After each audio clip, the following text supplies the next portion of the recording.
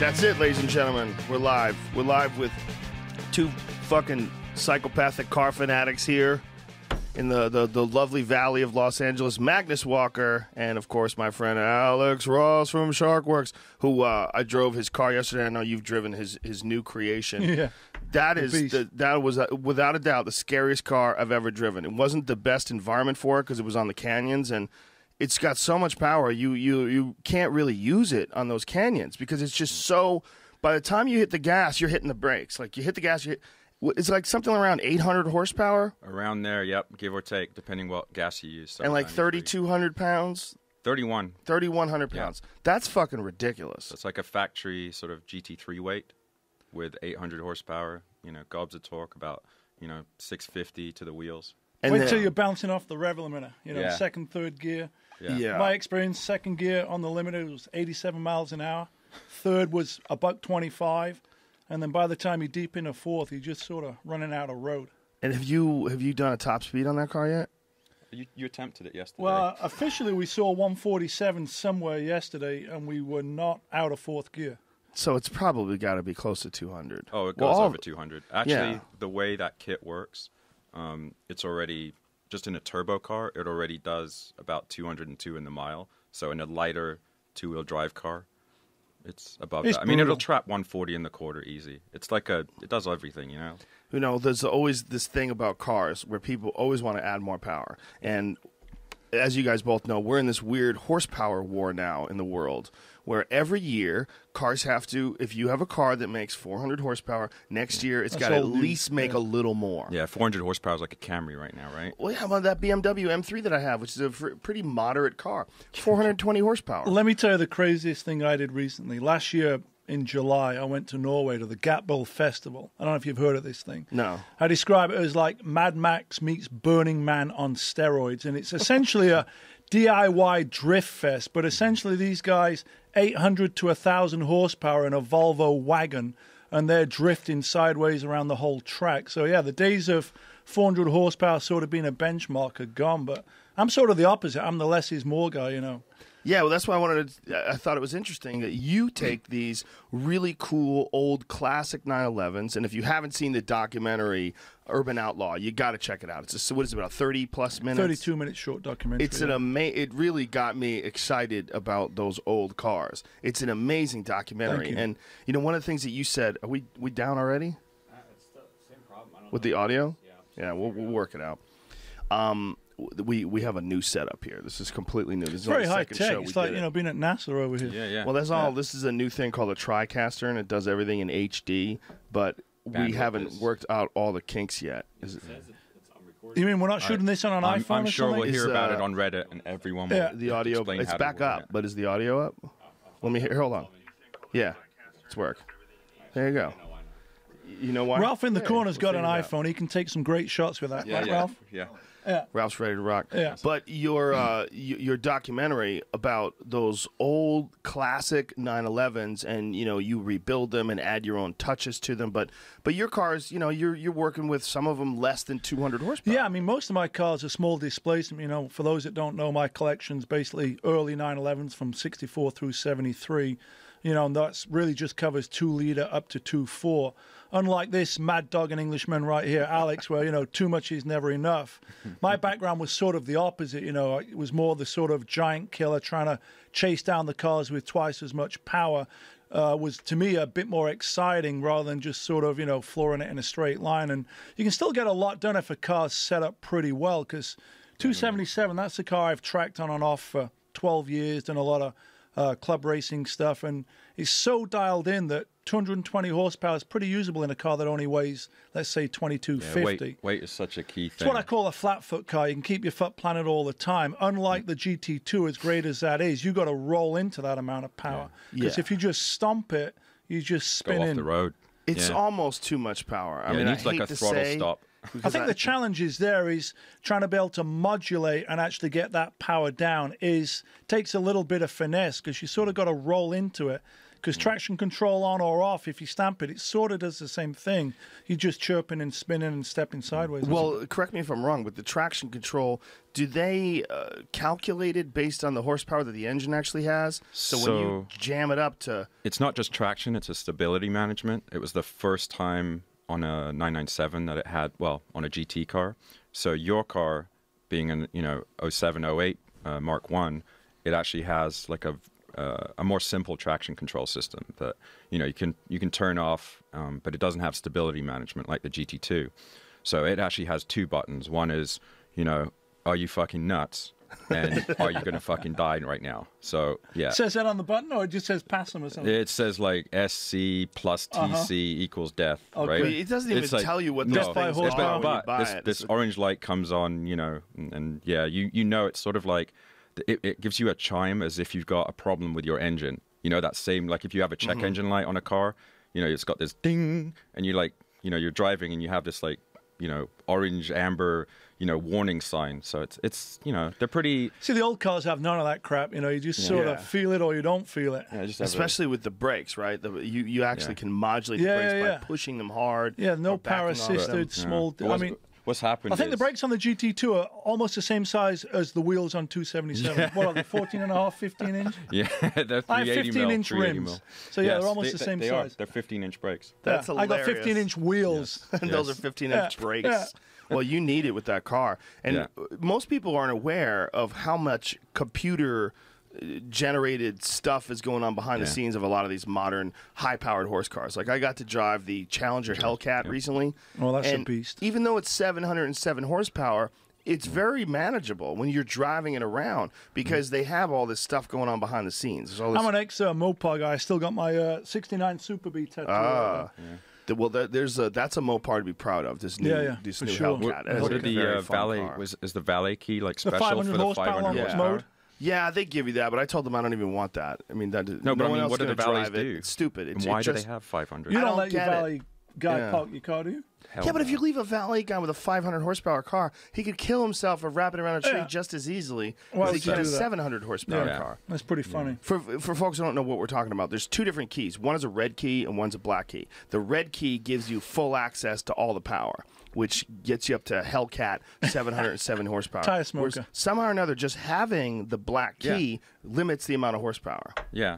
Well, it just doesn't. It probably controls, throttle mapping. It's not as much black metal. Yeah, an amount of, it's probably just a throttle map controller, and obviously, it doesn't allow you to sort of dig deeper and go higher up to 700. Well, there's a lot of rev limitations too. Rev limit. Like even when you just rev the car up just to have some fun with it. It feels sloppy. Well, it just backs off when you get up anywhere near the red line. Like you feel it cutting out. I think the moral to the story is never let a valet guy near your car, really. That is the moral of the story. You really don't need two keys in it. I've never let any valet touch my GT3. Well, I had a valet key with one of the first cars I had, which was, like at the end of 1999, it was a supercharged Jaguar XKR. And it was a convertible. Best of British. Convertible, too. Convertible, right? Wow. Total California car. Was that when you were doing all that modeling you were telling me about? No, that was a lot longer. World Internet supermodel days. Yeah, early internet celebrity days. There you go. Did you know that about him? That's one of my favorite parts of the story. You were a video gamer. I don't know. Do you remember websites like Tom's Hardware, Anantech? Yes. Oh, totally. So Sharky Extreme was mine, and that was one of the big three. And then Voodoo Extreme was another one I started. Dude, I remember that. I remember Voodoo Extreme, and I remember Sharky Dude, I started Voodoo Extreme. The man Extreme. behind the We've shop. talked about this before. I don't know if we talked about it on the podcast, but we've definitely talked about it before. Yeah. That was your background. Yeah. I was a student video gamer. I was trying to make some money, so I started writing for, magazines, and this is back in England. And they would go, why you want to write about, hardware and 3D cards and all this shit? It's never going to work. And so I just started posting it on the internet instead. And I moved out here and, sold a website that was big during the .com era. So. Isn't it funny that people, that's one of those things where people thought there was no market for it. People thought, no one's going to pay attention to that. Yeah. But you could put it on the internet. And you put it on the internet and it becomes giant. Well, obviously there's a market. It's just you fuckheads couldn't figure out how to reach that market. Remember this crazy thing in 1999, Y2K? Like everything was going to melt down? I mean, it's amazing how far we've come since then. It did fucking melt down. Oh, well, how about again in 2012? Everybody thought the Mayans were right. The end of the calendar. They were right, dude. Stars were going to align. The aliens were going to land. Stars up there. Yeah, exactly. Yeah, stars right above us. Come Yeah, on. those are fake though. Yeah. That's just low resolution photographs. But you know, you grow up in England, and you know, because there's this big divide basically between Great North-South North-South divide. So you've probably seen those Snatch and Lock, Stock.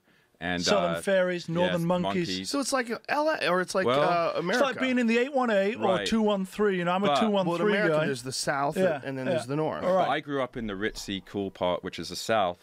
That was the grim northern steel town, Sheffield. Right. But even in the South, you know, if you said, you know, to your school counselor or career person, you know, I want to be a fucking astronaut, they'd be like, tone it down a bit, you know, or I want to be a baker. No, you can't do that, son. You know, just get a normal job. Live within your means. Yeah. See, that's a great thing about America. I used to hear, cut your hair and get a real job. I was into heavy metal. I've had long hair since I was 14, 15, and you know, over 30-odd years later, I still got long hair. But you got more than long hair, man. You got a whole ecosystem going on in your head. You got some crazy extra long, like rope-like things happening in the back. My hair, flying out of the car, though, it looks epic, dude. Getting caught in the door. I was telling these guys one of my funniest moments was at the Frankfurt Auto Show when Porsche debuted the 918 last year. And it was literally 10 minutes after debut, all the press was there. And they invite me up on stage to get in this 918. And I get my hair caught in the door.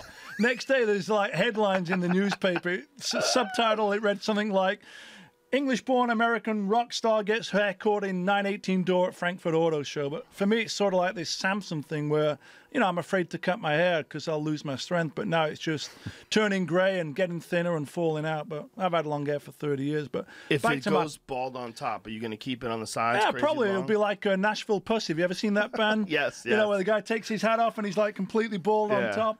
Yeah, it'll be like that. But I think the point I was making is England is a sort of class-divided country, whereas coming to America for me at 19, you could sort of do whatever you want. Yeah, but even class-divided, even in the South, I mean, when you come from England, I mean, let's face it, we don't have much of a space program. We don't have, I mean, you know, no career person is going to tell you. You got good teeth, though, right? But you guys do. You brought a shark with you, you son of a bitch. You carry those things everywhere. Everywhere, dude. Everywhere. Chicks dig the shark. They do, man. They don't dig the dicks, but they dig the sharks. Well, I have a good friend from Steve. His name's Steve, and he's from England as well. And he tells me the same thing. No, Steve Help. He's actually a professor. Steve, yeah, buddy John. He's a professor in Stanford, and he says essentially the same thing. He says that when you are in England, they sort of limit what your aspirations should be. Yeah, they like tell you where to go. They tell you what to do. I mean, I literally went up to the biggest magazines, and you know, having Ralph in the background. It's okay. Yeah, but it's distracting. The image is distracting. Yeah. Yeah, something about his kneecaps. Yeah. No, I mean, if you could sit over here. You could do whatever you want. You could join in if you like. Yeah. Should we get him some long pants? It's just is it a kneecap thing? In the background. Weird dude in the background. When the image. But just so you know who he is, he used to work for a very famous Porsche race team. He's the godfather of Porsche. He's the godfather. He used to work for Wojciech Polak, and he was parking like RSKs and moving all these like multi-million-dollar cars that. You know, no. Back then they were just $2,000-$3,000 cars of your 3.9. He is, he is. Like right off to Kermit, that's right. And he's also barefoot. He's also barefoot, and he drives barefoot because he can heel and toe. I've got a photo of him barefoot at the gas station in downtown, actually. Yeah. You want to get in? You want to sit in here? No, you're good. Okay. We know he's cool. He's very incognito. Cool. Yeah. He's the less is more guy. My friend Steve Hilton, he's a professor at Stanford. He's a very interesting guy, fascinating guy, and he fucking loves America. And he said he didn't realize how negative and how limiting like the attitudes of people in England are until he got to America. Right. In America, people are like, yeah, you can do whatever you want to do. Whatever you want to do. Yeah. Like, literally, I think I told you this on the last one, but I went to the most academic, ritzy school. I don't know how the hell I got in there. A lot of hard work and... You know, my mum... Stunning good looks. Yeah, stunning. Yeah. And when I did get there, I mean, the whole time it's sort of, you know, no, just keep it down, son. Keep it down. You know, don't just try and do something different. This is what you need to do. You need to do this, and this, and then you'll get a job in the city. There's no such thing as dare to be different there. Yeah. I left school at 15. I don't know when you left school, but I left at 15. I don't even remember. Is that just like the momentum of ancient times? It's just like it's almost they don't predetermined, you know. Yeah, you don't want to make a lot of noise. You go down this path. But imagine going to the biggest, you know, gaming magazines, well, whatever, if you're a nerd, gaming magazines and PC magazines back in the 90s and saying, hey, there's this really cool new technology that I'm playing with, and it's sort of early on, I know, but it's going to make all these video games better. And then, you know, the editor-in-chief, you know, who's been there since, you know, 1985 just goes, no, that's not going to fucking work. I'm not doing that. And so you've got nowhere to, like, express, you know, something cool and new. So, yeah, the internet was pretty freaking amazing for me. You know, I just threw it up there, and then people start reading it. And, you know, then what's funny is that same company, the publishing company, tried to buy my website like fucking 4 years later. And I said, nah, I sold it to internet.com. We're seeing something similar in America where the Midwest, and there's a lot of parts of this country that don't have urban centers and don't have, you know, there's a lot of people that are there that have like really limited ideas of how people should act, how people should dress, what people should do, what religions you should follow. And because of the internet, there's like this embedding of like a new culture in all of these areas. Like you could go to anywhere. You can go to the Midwest, you can go to Kansas, you can go, and you'll find really fucking cool kids who are on the ball, who understand what's going on in the world. We used to have to go to a library to find anything out. Do those things exist anymore? Yeah, they do. They do. I take my kids to the library. You got kids? What do you do with them there? They look at little kid books, man. Like dinosaur books? We were talking about bookstores on the web because we were talking about magazines and where do you get them. It's like the airport. Bookstores, it's sort of hard to find them. Yeah, we're talking about you buy magazines at the airport, it seems these Well, days. a lot of them, a lot of bookstores are dying out. Yeah. And then everything, rapidly. like all the, you know, Porsche magazines and stuff, they're all like, you know, on the iPad now. You know, my mom's like... They're better on the iPad. Yeah. Everyone's got an iPhone and snapping photos. I mean... I've sort of, because I'm an magazine guy too, there's something about reading it on paper. I still want to cut down trees, I guess, to do it. But, you know... I got a great photo of him, the tree hugger photo outside in the rain. yeah, Mad Dog's an Englishman hugging the tree. I was humping your tree, sorry. He's getting all excited. I just rent here. Getting all excited. Just wipe it clean. But it is amazing that the internet offers up all these opportunities, and the internet is essentially how I found out about both you guys. Yeah. I found out about you because of the Urban Outlaw documentary, which is, look, how else would you have ever watched that documentary if it wasn't for the came internet? out of left field. I mean, if I can talk about that for a minute or two, I mean, I got to give props to Tamir Moscovici, my Canadian beardo buddy, he'd been following my post on Pelican Parts, and I was starting to get a little bit of magazine coverage probably 3 years ago. And Pelican Parts, for folks who don't know, the website. Nerdy Porsche. It's the sort of classic Porsche go-to online forum and parts supply place. And many anoraks. I had a thread going there called Porsche Collection Out of Control Hobby. And Tamir was a Canadian film director who was sort of dissatisfied with doing Bud Light commercials. And more importantly, he was a Porsche owner and sort of connected with my story and figured maybe there's a little bit more to it than had been told through my post. And talking of the internet, shot me an email, and a couple of emails later, we had a sort of online verbal handshake, and he flew down on his frequent flyer miles to LA, hired a sort of very talented crew for nothing. And from my point of view, it was like, what's the worst that can happen here? I'm going to drive around for 4 days and get some great footage. We didn't know what was going to happen with that film. You know, and we released a trailer, we shot it in 2012, January, released a trailer a couple of months later that got picked up by Top Gear. And that thing sort of went viral and exploded. And then the film came out October 15th online and got into the Rain Dance Film Festival. And it just sort of went from there, you know, and it's amazing how global that thing became, because I think people connected to the story.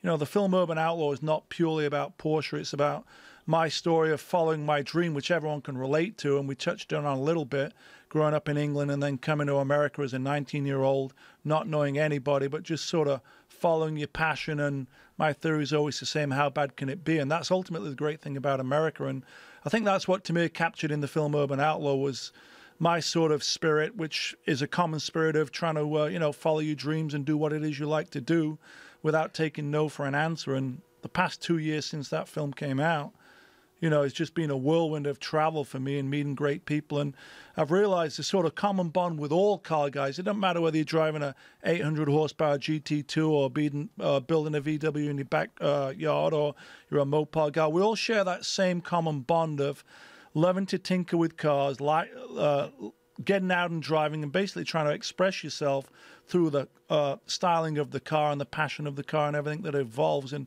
it is a language. You know, I say Porsche is a language, but I think all car guys share that same common bond And I think that's the connection why people sort of related to the film. Well, your passion and your enthusiasm is really addictive, and that's one of the things I love about people who are in it. I watched a documentary recently, a short piece on a guy who makes knives. He makes like butcher Bowie knives knives and stuff like that? No, I mean he makes mostly like knives for chefs and households. But he does them all by hand. He hammers the steel, the whole deal, and you're watching him cut Forging the wood that pieces and polish them down. I met a similar guy that's selling knives to Eric Clapton, and these things are like, 25, 50 grand knives. Some of these old, like, Really? Takes a month to vintage make collector. one, right? Yeah. Well, this isn't vintage. This is all handmade stuff. But it's just this guy used to have a regular job, and then I think his company's called Brooklyn Cut, and he East just Coaster? started like he was like in a funk, and he started making knives almost as a hobby, and then it became his job. But as he's making these knives, it's like you're really interested in the craftsmanship and his passion and enthusiasm. That's so addictive. I don't have any desire to make knives. Yeah. If I kick a knife, I cut a tomato, and the knife's done. I'm done. But it's I'm not pretty like, fucking cool to see someone that's just, he's obviously, that's his life and passion, and he's putting everything into it. Yeah. And I it's a think process. passion goes further than street smart, than book smart. So I often describe myself as a street smart guy because I left school early without a lot of education. You were talking earlier on about the path people go down where they're in school, university, college, pigeonhole they you. come out when they're 22, 23, and they've got no idea what they want to do, but they've got all these degrees in education, and then sometimes they just sort of float around. For me, it was a complete opposite, but just always trying to enjoy life and find things that you enjoy doing. But the key is never give up. It's like the guy with the knives, turns what seems to be a hobby passion into what sounds like a pretty successful business. I mean, when I came over here in '98, I didn't even have a driver's license. So, wow. That's hilarious when you consider what you do now. Well, have you seen him drive? He drives good, man. He just drives a little crazy, but not that good though. Yeah, it's good. Not as good as him. He's actually, it's funny you mentioned, most of your collection is, the early cars and low powered, but I left a car with him. It rained in LA. Remember, like a while ago for like a week. Thanksgiving, and my wife actually, who made that video that you saw, because which is not as good as his actually. Which video? The one with Kermit, and it's. I thought it was like one of those home videos you guys like. Yeah, to we shoot. like to do those, but that's a different one. When you guys those are are private. wrestling in oil or something. No, not in oil, just in water. Okay. You're a water cooled guy. That's right. That's it. You got to get that water cooled thing. I got to get it in there. But yeah, I mean, we left it. Well, I said I got to get back on a flight. I need. You want to tell them the backstory before that? Yeah. We'll tell him the backstory. Well, what the point what you're trying to get at is that you left the car with him to try to get him addicted. Exactly, and this is like the There's third a funny or point to fourth the backstory, though. This is the third or the fourth time, and just watching him sort of go up in his roads, not in a 277 or an early car, and he respects the power, but he just eases in, and like I said, it was like he found a song on the radio that he liked. If anyone listens to the radio, but and he's like, I think I like that, and he turns up the volume a little more, then goes back and chops tomatoes with those knives probably, and then goes back. I like that song a lot actually, and I'm gonna turn it up a little more, and he continues to cook. And by the end of like that drive, was it a 2-hour drive? It does go to 11. Yeah.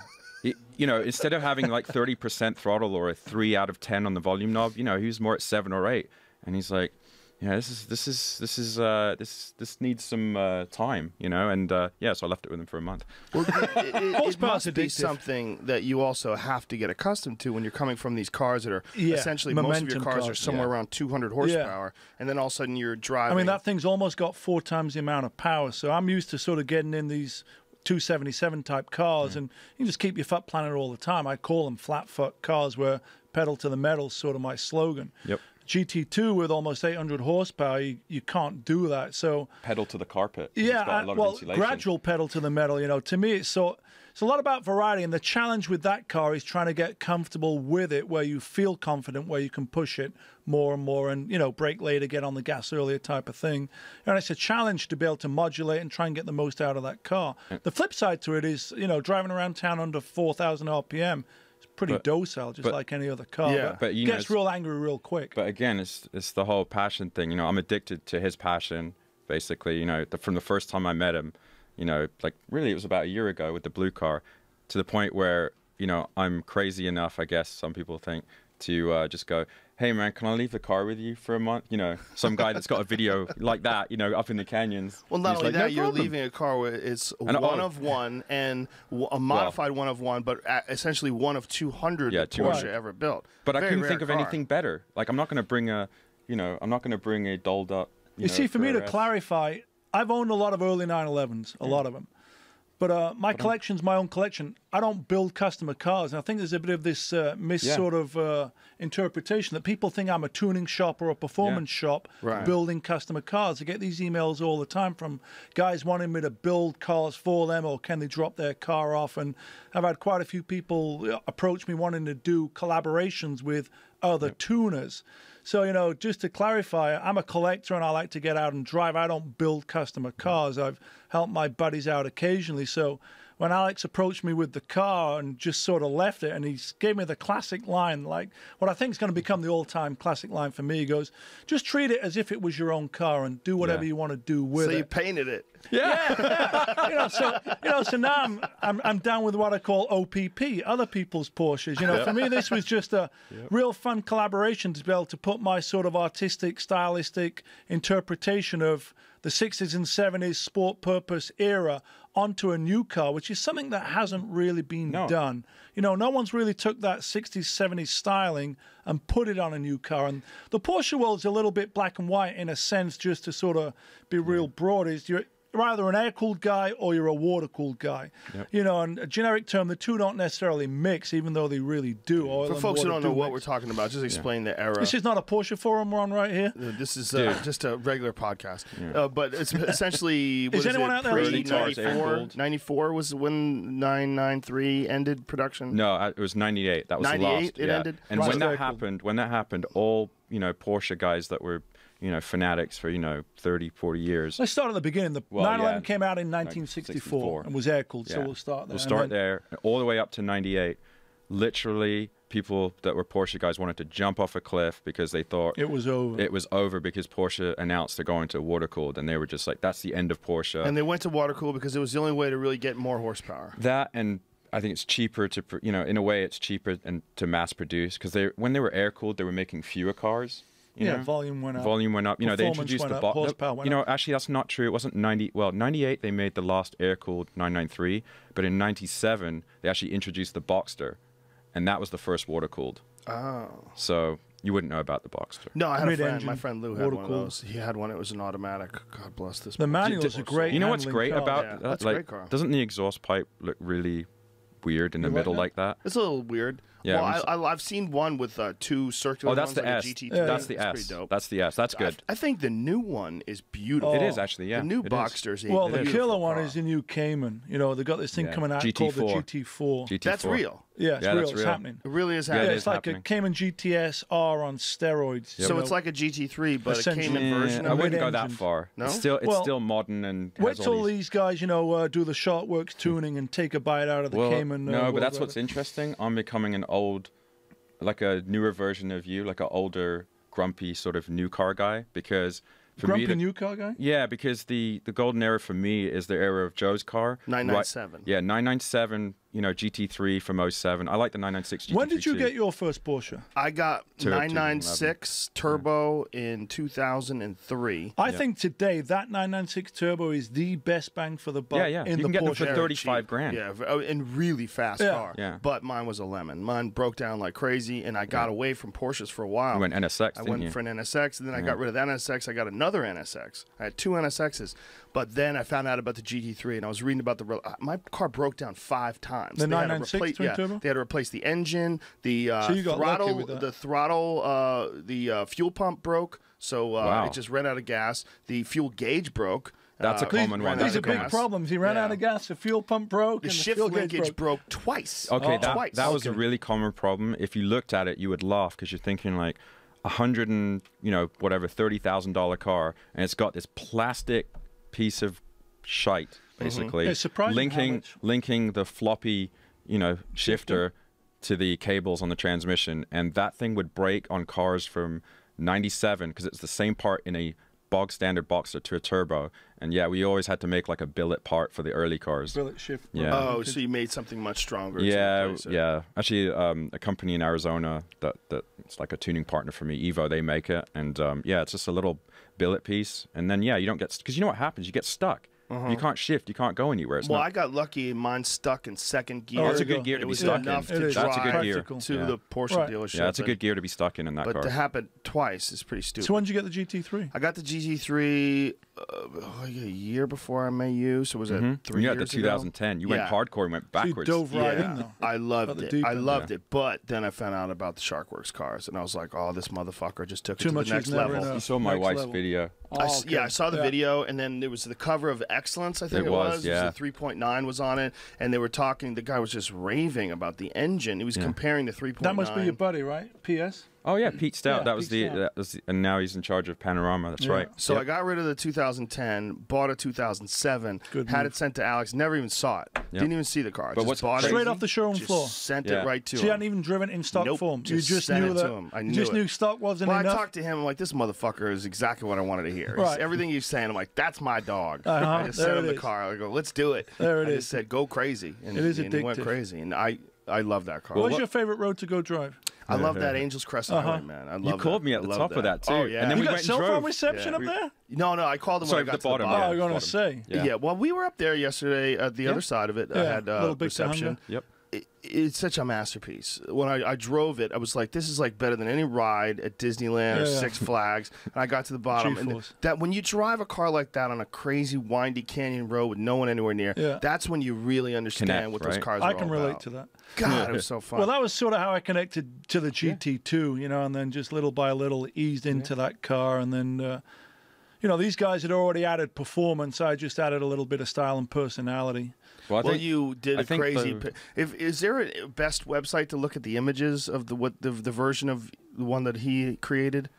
Basically, it's all over sort of it's Instagram. All on Instagram. And so if you go to like the Sharkwerks Instagram or Magnus Walker, you can see it. I mean, you did it's sort of like depending on who you listen to. Well, there you go. It's on my Instagram. It's either the best. Matt Faraz. Oh, look at that guy with a Honda T-shirt. Look at that guy. Who the hell is that? So that's either the best or worst looking GT2. Dude, it looks like I got some holes in my jeans. It looks good when you see it in person. It's like the blue car. The blue car, you thought it was really wacky. You're like, and then you came and saw it, and you were drinking coffee, and I think I like it. Yeah, the 4.1 when you see it in person, you see the blue and the orange. That's a real animal. That's pretty dope. Yeah. You could hear it if you play it off that other. There's a video of Matt Farah driving by. Yeah, let's watch that video. I think you're in that video. I think so. Can you hear that? That's just my Instagram video. Oh, yeah. You guys can hear it on headphones. Oh, okay. The folks at home. It looks pretty fast coming around that turn, actually. And it's pretty cheeky, right? To have a British flag, Union Jack upside down. Yeah, people are digging that. Yeah. Was ist denn das? What is with Union Jack on Porsche Germans, car? on the German car. Well, it's also, you did the thing with the seat inserts. The tartan, yeah. We took my wife and I took a UK tour right before Christmas. We did an event with Porsche in London, and then went to see my mum in Sheffield, and then went up to see my sister who lives in Aberdeen, Scotland. Aberdeen. So Aberdeen, where we got some iron brew. Yes. So, you know, I'm a big fan of messing up interiors in cars, but Porsche had been putting plaid interiors or tartan interiors in these cars since the 70s. Tartan, is that what it's called? Tartan. You know, you guys call it plaid. You know, they have tartan. You know, and they make a lot of that in Scotland. You know, them William Wallace dudes with the kilts and the sporrans and the haggis. So anyway, long story they short, pull it up and show their willies or their arse. That thing. Yes. I was just there for the tartan fabric, but I managed to find this tartan that is almost the same colours that are on the car. So couldn't resist just putting the inserts into the seat just to give it a little bit more character on the inside as well. I mean, when you open it, you just go. Doesn't make it drive any better, but it just sort of looks like it's got a little bit more style and personality. Yeah, I bow down to you guys on this. That's you're into it. I like solid colors. I don't like plaid interiors, but honestly, that car has a lot more character in a very unique and weird way now that you've done it's got a lot of personality. I wouldn't have done it, but and with the gold wheels, it does work. It really does. I like those three-color combos, you know, and just sort of trifecta, I call it. And like I say, it's an acquired taste, but it's sort of a late 60s, early 70s race-inspired livery interpreted onto a new car, which is, I don't think you'll see another car like that out there on the road. Well, and you know, you see the privateer teams, you know, from the 70s, 80s. That to me is when I see that car going down, you know, as opposed to just being like a stealthy white 911 with a sort of big wing on it. It That looks to me, like a race. that to me is the car. glory days of Porsche, because 911 came out in '64. They won Le Mans in 1970. So that first 10 years, you know, Porsche just started winning everything in the 911, 917, and that's just like the iconic sort of era, the beginning of everything that's become this automotive legend that has gone on for 50 years. And there's only two other cars that have been in production as long as the 911. The Corvette, which got there 10 years before. Yeah, I've got a 65. Well, you know what I'm talking about then. And everyone's favorite, the Mustang. And I'm always floored that people don't do more Mustang Porsche sort of comparisons, because to me, Came out at the same time. Came out at the same time. I owned a 65 Mustang GT 350R replica. And the Mustang owner and the Porsche owner, to me, are very similar in the sense that both of them love to customize the cars. Yes. You know, you see a lot of upgraded Mustangs. I mean, just look at all the Parnelli Jones, the Shelbys, the Boss 302s. You know, these factory conversions on the Mustangs. It's just never ending. The 911, in a sense, is sort of a similar thing, and I think the owner and enthusiast of the two cars share that common bond of the cars are easy to sort of upgrade from a performance point of view, personalize them from an aesthetic point of view, and they've both been in continuous production for 50 years, and they're both icons. You look at Ford, and I think you identify Ford with the Mustang. You look at Ken Block and what he just did with his Gymkhana 7. That thing is ridiculous. It's a monster, and I was pull that video up. That Ken is Block Gymkhana 7. I never had a Mustang, insane. but like in England, if you were thinking of an iconic Ford, it was probably like a Ford Capri. No, well, that too. RS 2000 Escort. No, it's a Ford Escort XR3i. It was the most stolen car Depending ever. what era you grew up in, I think. Here's the video. But first of all, how beautiful does LA look at night like that? That is. I was amazing. fortunate enough to be a couple of 100 yards away from some of these scenes. He's running on the guys that you work with on the wheels. And it's just he's running the same 1552 wheels. 69 Mustang. Is that what it is? Yeah. What year is it? Well, 60... truth be told, it's sort of a completely purpose-built car, but the real key to it is 800 horsepower and four-wheel drive. Yeah, it's insane. It is unbelievable. And I think what this did for Ford, in a way, is bring a whole new fan into Ken Block's world and also the Ford world through this Mustang, which to me just looks like Darth Vader meets Mad Max on steroids. It's the baddest looking Mustang I've ever seen in my life. It's a 65. Look how and the fact that they chose a notchback, notchback as opposed to a fastback. Yeah, notchback and wide ass fender flares, and it's just a monster. Look at this it's fucking unbelievable. thing, man. I know. He's gonna spin the wheels. Well, yeah. 4-wheel. He's got it hooked up to a chain. Yeah, all-wheel drive Chain Mustang. down. Spinning all 4 wheels. And the sound, I'm not hearing that sound, but it's just intoxicating. There you go. It's unbelievable. It won't come through that TV. The only all-wheel drive performance Mustang ever built. What's the benefit of having a car like this all-wheel drive, though? Put the power down better, right? Yeah, but that's it, right? It's going to change the handling. Or it makes more dynamics. smoke, even. He's smoking all 4.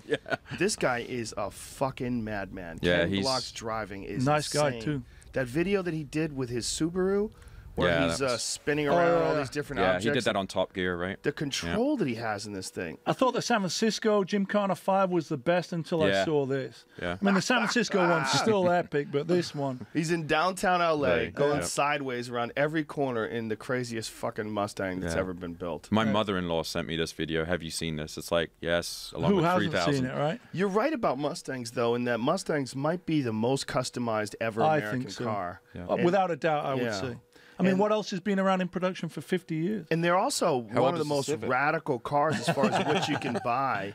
The most radical, what you could buy straight from the factory. Yeah. They were the first to go completely hog wild. Yeah. That GT500 with 668 horsepower. I mean, what the fuck is King that? of the road. I mean, that is bananas. Go that is a big or go goddamn home. bananas car. Yeah, and that's- to have a live rear axle in 2014. Yeah. The new one, have you seen the new GT350? They've gone the other way. They've lowered the horsepower down to 500. They've lightened up the car. I like that. Giant carbon brakes. I like and that. apparently, with this new independent suspension, it's a motherfucker as far as its handling. It's supposed to...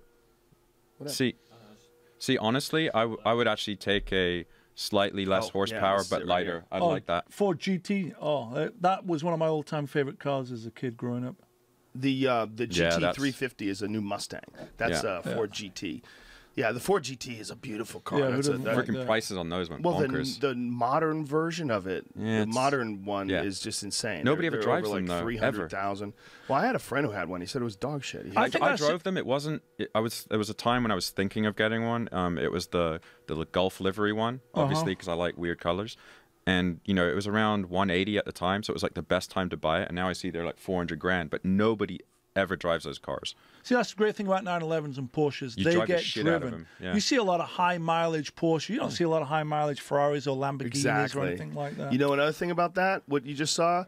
So Manual transmission is standard. That's all you can Wow. get. Yeah, how great is that? Six-speed manual is the sole transmission. How great is that? SOLEN right there, I'll SOUL. just bow down to that. One you of like my you favorite- like you like the sticker, huh? That's one of my favorite things You like on the that. GT2, the anti-theft sticker, the Yes. manual. Yeah, I love Yeah, that. Dan came up with that. I think it's job fucking well done. gross that Porsche's not making manuals anymore. It's I really think disappointing. gross. And the worst thing is, you know, Well, that the Cayman GT3 GT4 is coming manual. Yeah, that does, That's yeah. going to ruffle a lot of feathers because guys are going to go like you or 991 GT3 guys. Yeah, They're going to just go, go- how come I can't get a manual in 991 GT3? Well, they just ripped the soul out of that car, out of the GT3 program when they, you know, said it's PDK only. You know, I get that they have to compete with, you know, the Nissan GTR, the M3s, and all these cars that are basically, you know, automatic, and you just push a button and it does everything for you. They got But- no soul. Well, actually, you do have to still push the Well, gas. they're all playing numbers. They're all Well, yeah, trying they to keep can't up with compete. the GTR. And Right. even on Nürburgring, they can't Yeah. compete But unless. so what? What do you? no, I if agree, you- but they Ultimately, can't it's all compete. about the journey, I think. You know, the Yeah. interaction and, you know, the control you put Yeah, into you lose the your car. arm Yeah. and the leg. You know, you're just like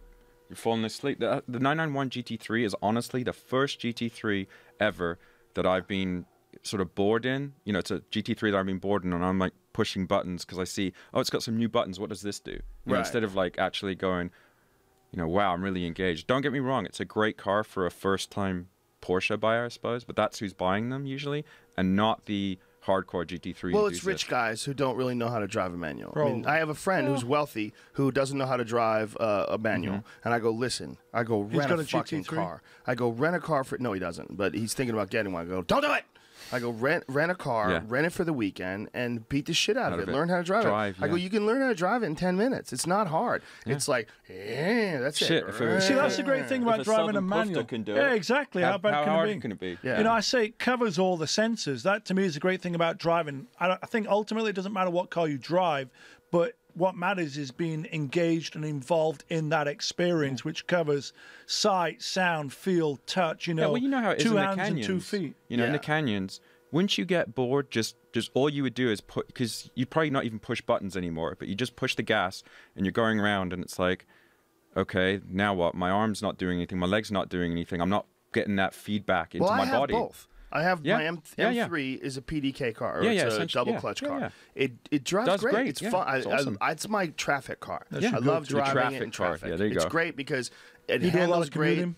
Yeah, constantly. I'm the opposite. I live 200 yards from where I work, so for me, 80% of my driving, Walking. pure pleasure. Do you have like a regular car that you drive, or do you commute? I literally. Anything? Well, hold on. I walk to work, so I got the garage full of cars. I walk to work. I have my wife Karen. Her car, what I call the wife's car, is a regular car. Yeah. Has What kind of 4 regular doors. car It's a is it? BMW. Okay, I so gave him regular shit for car. that. I gave him so much shit for that. You know, What's it's wrong funny. with the BMW? They're No, great no, but I cars. mean, it's you know. The funny thing seeing is when Magnus people Walker in pull a up next to BMW me four-door, and they look at me and go, the puzzled look, they go, aren't you that Porsche guy? And I go, yeah. And they go, what are you doing driving a BMW? I go, it's my wife's car. Still a great car. Yeah. No, it is, yeah. it A is. 335i BMW, you know, sort Are of you gets on the the job Bluetooth done in too? a stealth While way. you're driving it? You No, on Bluetooth? come on. I have a No Bluetooth. 2012 I barely know how to turn M3. the iPhone on. But you know what I really like? I like the generation before mine. Mm-hmm. The the one with 333 horsepower. The one the that was- E46? Yes, that's a beautiful car, man. So a lot of people 3 make Series. track. Yeah. Yeah, a lot That's of what people I- make sort of track cars out of those, and then even the Great car. E36. That's like probably the most common, sort of, like get into, tracking other than a Miata. That's that, E36 M3 A is lot the of those most are out common. They sort look of track beautiful car. in silver. I've seen some I always silver loved ones. the 2002 TII and the 3.0 Batmobile. Yeah, so you're going older on old us. school. Oh, I always go really? back to Old old school, school. 70s. Yeah. Always go back that way. Why is that? Why are you so I think old it's my school? age, my era. I'm 48, so I grew up, born in 67, grew up in You the wear it well. 70s. Yeah, well, thanks. You know, so as a kid, those are those informative years.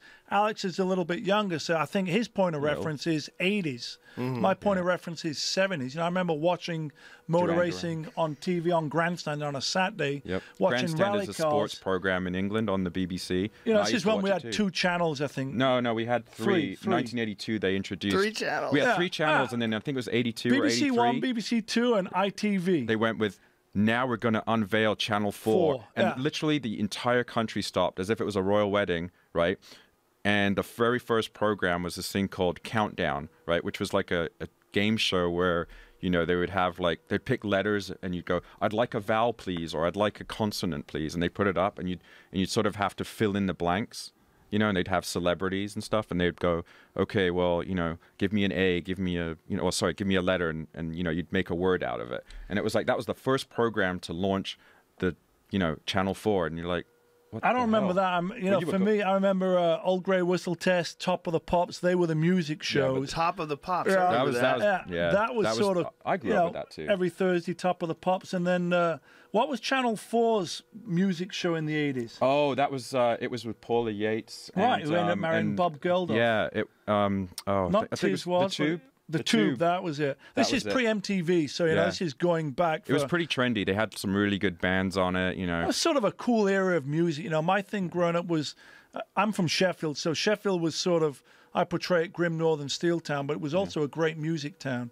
You know, Joe Cocker, who recently passed away, was from Sheffield. Yeah, he died recently. Yeah, he did, poor lad. a couple of weeks ago. Yep. But when I was a teenager, you know, late 70s, early 80s, Sheffield was known for its new wave bands, Human League, Heaven 17, ABC, Cabaret Voltaire. But the flip side to it was Def Leppard, Saxon, heavy metal music. So Sheffield's always had a great musical vibe. I guess the current pin-up band from Sheffield's Arctic Monkeys, which are sort of pretty big and popular.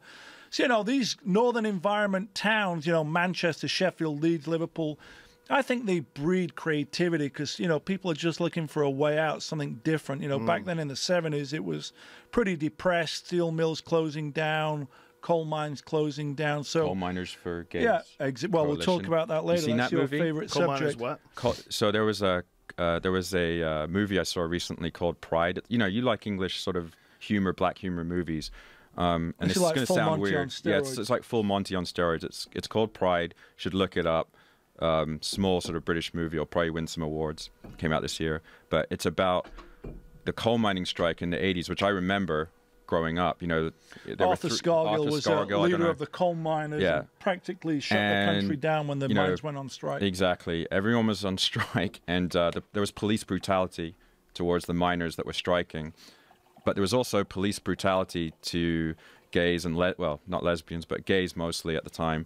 Because lesbian gets brutal with lesbians. No, well, you don't mess with them. No, you don't mess with that. You don't want to get your ass kicked by a lesbian, right? Come on. So in London, and you know, they were activists, and they were thinking, well, nobody's taking us seriously, but we have something in common with these miners in the middle of Wales. You know, Wales is this. What is really... that common bond thread? Do you know what that is? Yeah, I know you said it before. It's the I'll let you say it since you're the dirty-minded one. but yeah, you've got what is it? Come on, There's something about a black hole. Black hole. Oh, yeah, I know. I know. How dare you? But they are, you know, being beaten on a daily basis, and you know, just penalized for being, you know, gay. And they're like, well, we have a lot in common with these coal miners right now. What we're going to do is we're going to form this coalition called Gays and Lesbians for Miners, you know, coalition. And we're going to raise money for them. And so what happened is, you know, they would raise money since all these miners were out of jobs and striking, you know, on the streets. So you can imagine in, you know, the 70s and, sorry, in the 80s, the early 80s, you know, gay people on the streets going, hey, would you like to donate to the miners of Wales for gays and lesbians? You know, we're gays and lesbians. Would you like to donate? Wow. And the kind of looks and things were like, that's an interesting thing. Yeah, it's really cool. So then, you know, they get all this money, and they end up actually getting a lot of money for these miners, and they go visit them in Wales. They get in a bang bus basically and go visit them. And when they get there, you know, you have to realize that, you know, these are coal miners. There's probably homosexuality there underneath, but what are you trying to say? that they go digging, I guess, for coal. I don't know. It's a fossil fuel thing. I think if you're doing a gay fossil sex, if fuel you're thing. digging, you're doing it wrong. I haven't to done imagine. it, but yeah, so I don't know. I'd have to I don't imagine know. I've read books about People it. I would guess. shake their head and go, Yeah. "This is not the right technique." This is, well, This is a little bit different to the Ewan McGregor coal mining brassed off movie, Yes, right? Where it they're talking is. about the brass band, the marching Yes, brass band. but they get there, and there's this 105-year-old, grandma that's pouring tea for all the miners at their club, and Working man's club. right? That's the thing we have in England. And the working man's and club. she's just like, whatever the guy's name is who's in charge of them, she goes, "Your gays are here," and it's like the whole place just stands still, and they're bringing money for them, and they Yeah. form a bond. They That's actually awesome. kind of turn them around. It's happy-go-lucky, but then, not to put a dampener on it, but then the main guy is one of he's the second person with the to contract AIDS in the UK, so then he dies. Sorry, great. but the other I and thought the we were other gonna guy end the does story live. on a high note. Sorry, well the other guy Glad we're lives. bringing this The other guy down. does Okay. live. Did you hear that Russia recently banned transgender people from driving? From driving. How would that From impede driving. anyone from driving properly? Makes Well, you little got to sense. not dress like a woman or dress like a man if you're a woman. Could you I mean, I don't know if it's. I think transgender, transsexual, transvestite, trans anything? trans whatever you want. Transylvania. Well, Transmission. they Transmission have overdrive. like PDK transmission. they have yes. I like they how we have, bounce but what about around manual here. transmission? That doesn't make any sense. If They're I think holding a stick. Russian is they're so archaic with their views on homosexuality. They're archaic on and a lot of things, man. they've like decided to just literally Yeah. ban That's gay crazy. people There's from there's and some trans documentaries people on, from That's on really that crazy. too. It's fucking about- insane. Yeah. Yeah, they go headhunting for them, like really crazy. It's that country is falling apart right before our eyes, and coincidentally, doesn't make a good sports car. Russia, yeah. No. Well, There you you know go. what they did? They Remember they bought. had the they don't have a Moscovich in release. the Dude. 70s. Remember that? The Russian Yes, Moscovich? they did. They bought the worst British car company you could possibly buy. Remember that Russian guy who was like a 20-year-old kid, billionaire? What did He he buy? bought TVR. Oh, Trevor out of Blackpool. Yeah, he bought, and that's not a good car company. I mean, I they like look, the styling of the no, the TVRs, styling's I good. gotta Just don't admit. drive it. Yeah. Just don't I drive gotta it. admit, they the look windshield cool. falls off They have a boatload of power. I remember that Top Gear episode where he's testing like one of those weird-looking TVRs with the paint from the early 2000s, and the windshield wiper actually just like flies off. I mean, it's a factory car. It just flies off going 120 miles an hour. This is how crazy Russia is. They've lumped it all in with rational ideas, like you shouldn't be allowed to drive if you're blind. Shouldn't be allowed to drive if you have like That's probably a severe good physical idea, right? pain. Yeah, and then Yeah. along with that, they listed the desire to live and be accepted as a member of the opposite sex, and people who wear clothes of the opposite sex in order to experience temporary membership of the opposite sex. Temporary Those Well, people. what was Russian interesting? drivers must not have sex disorder. Well, so what was Can interesting you have though? sex in a car in Russia, though? I hope so. Yeah. I While bet driving that's or been not going driving? on since the communist era for sure. But the crazy part is that they had their first F1 race there, right? And sort of like coming to Texas, a black guy, Lewis Hamilton, wins the first race. They don't see many black people in Russia. I mean, it's a very sort of white place. It's Yeah, I would actually quite imagine. racist. I know because I have Russian blood in me, unfortunately. And that's the racist part of you? No, I'm not, no, not at all. Not at all. Actually, I was born and raised in London, very cosmopolitan. I have You are very many cosmopolitan. green, yellow, black. He's like the every United friends. Colours of Benetton, really. Oh, there we go. That's Remember right. that ad? I remember that Remember ad. those I remember ads? those ads. I always think of them as American Apparel, like CD basement, wood paneling.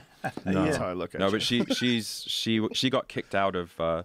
I remember former seeing Soviet that Union. Fear Factory episode you did down at the American Apparel facility did a down there few on down there in Alameda and downtown 6. LA. Yeah. Yeah. Speaking of which, our T-shirts are made by them American and Apparel. printed in Apparel? Fremont by the Really? same guys that make it for Tesla. So Well, it's the all guy, here. the main guy Dov- in American Dov Apparel Cheney. is supposed to be very weird, Eccentric, I think. Yeah. is the word. shady, Yeah. creepy, Shady. Uh-oh. creepy, isn't he? Like, there's all these articles. I never met him, written but about him. it does seem to attract I don't know. I some just pay the bill. We just pay the eccentricities. bills for it. I don't know. They I don't tried to meet kick him out of the company, and somehow or another he bought his way back in. That company got huge pretty quick, Yeah. stores everywhere, and Well, it's all all, over the world, teenagers it in their seems. underwear and wood paneled.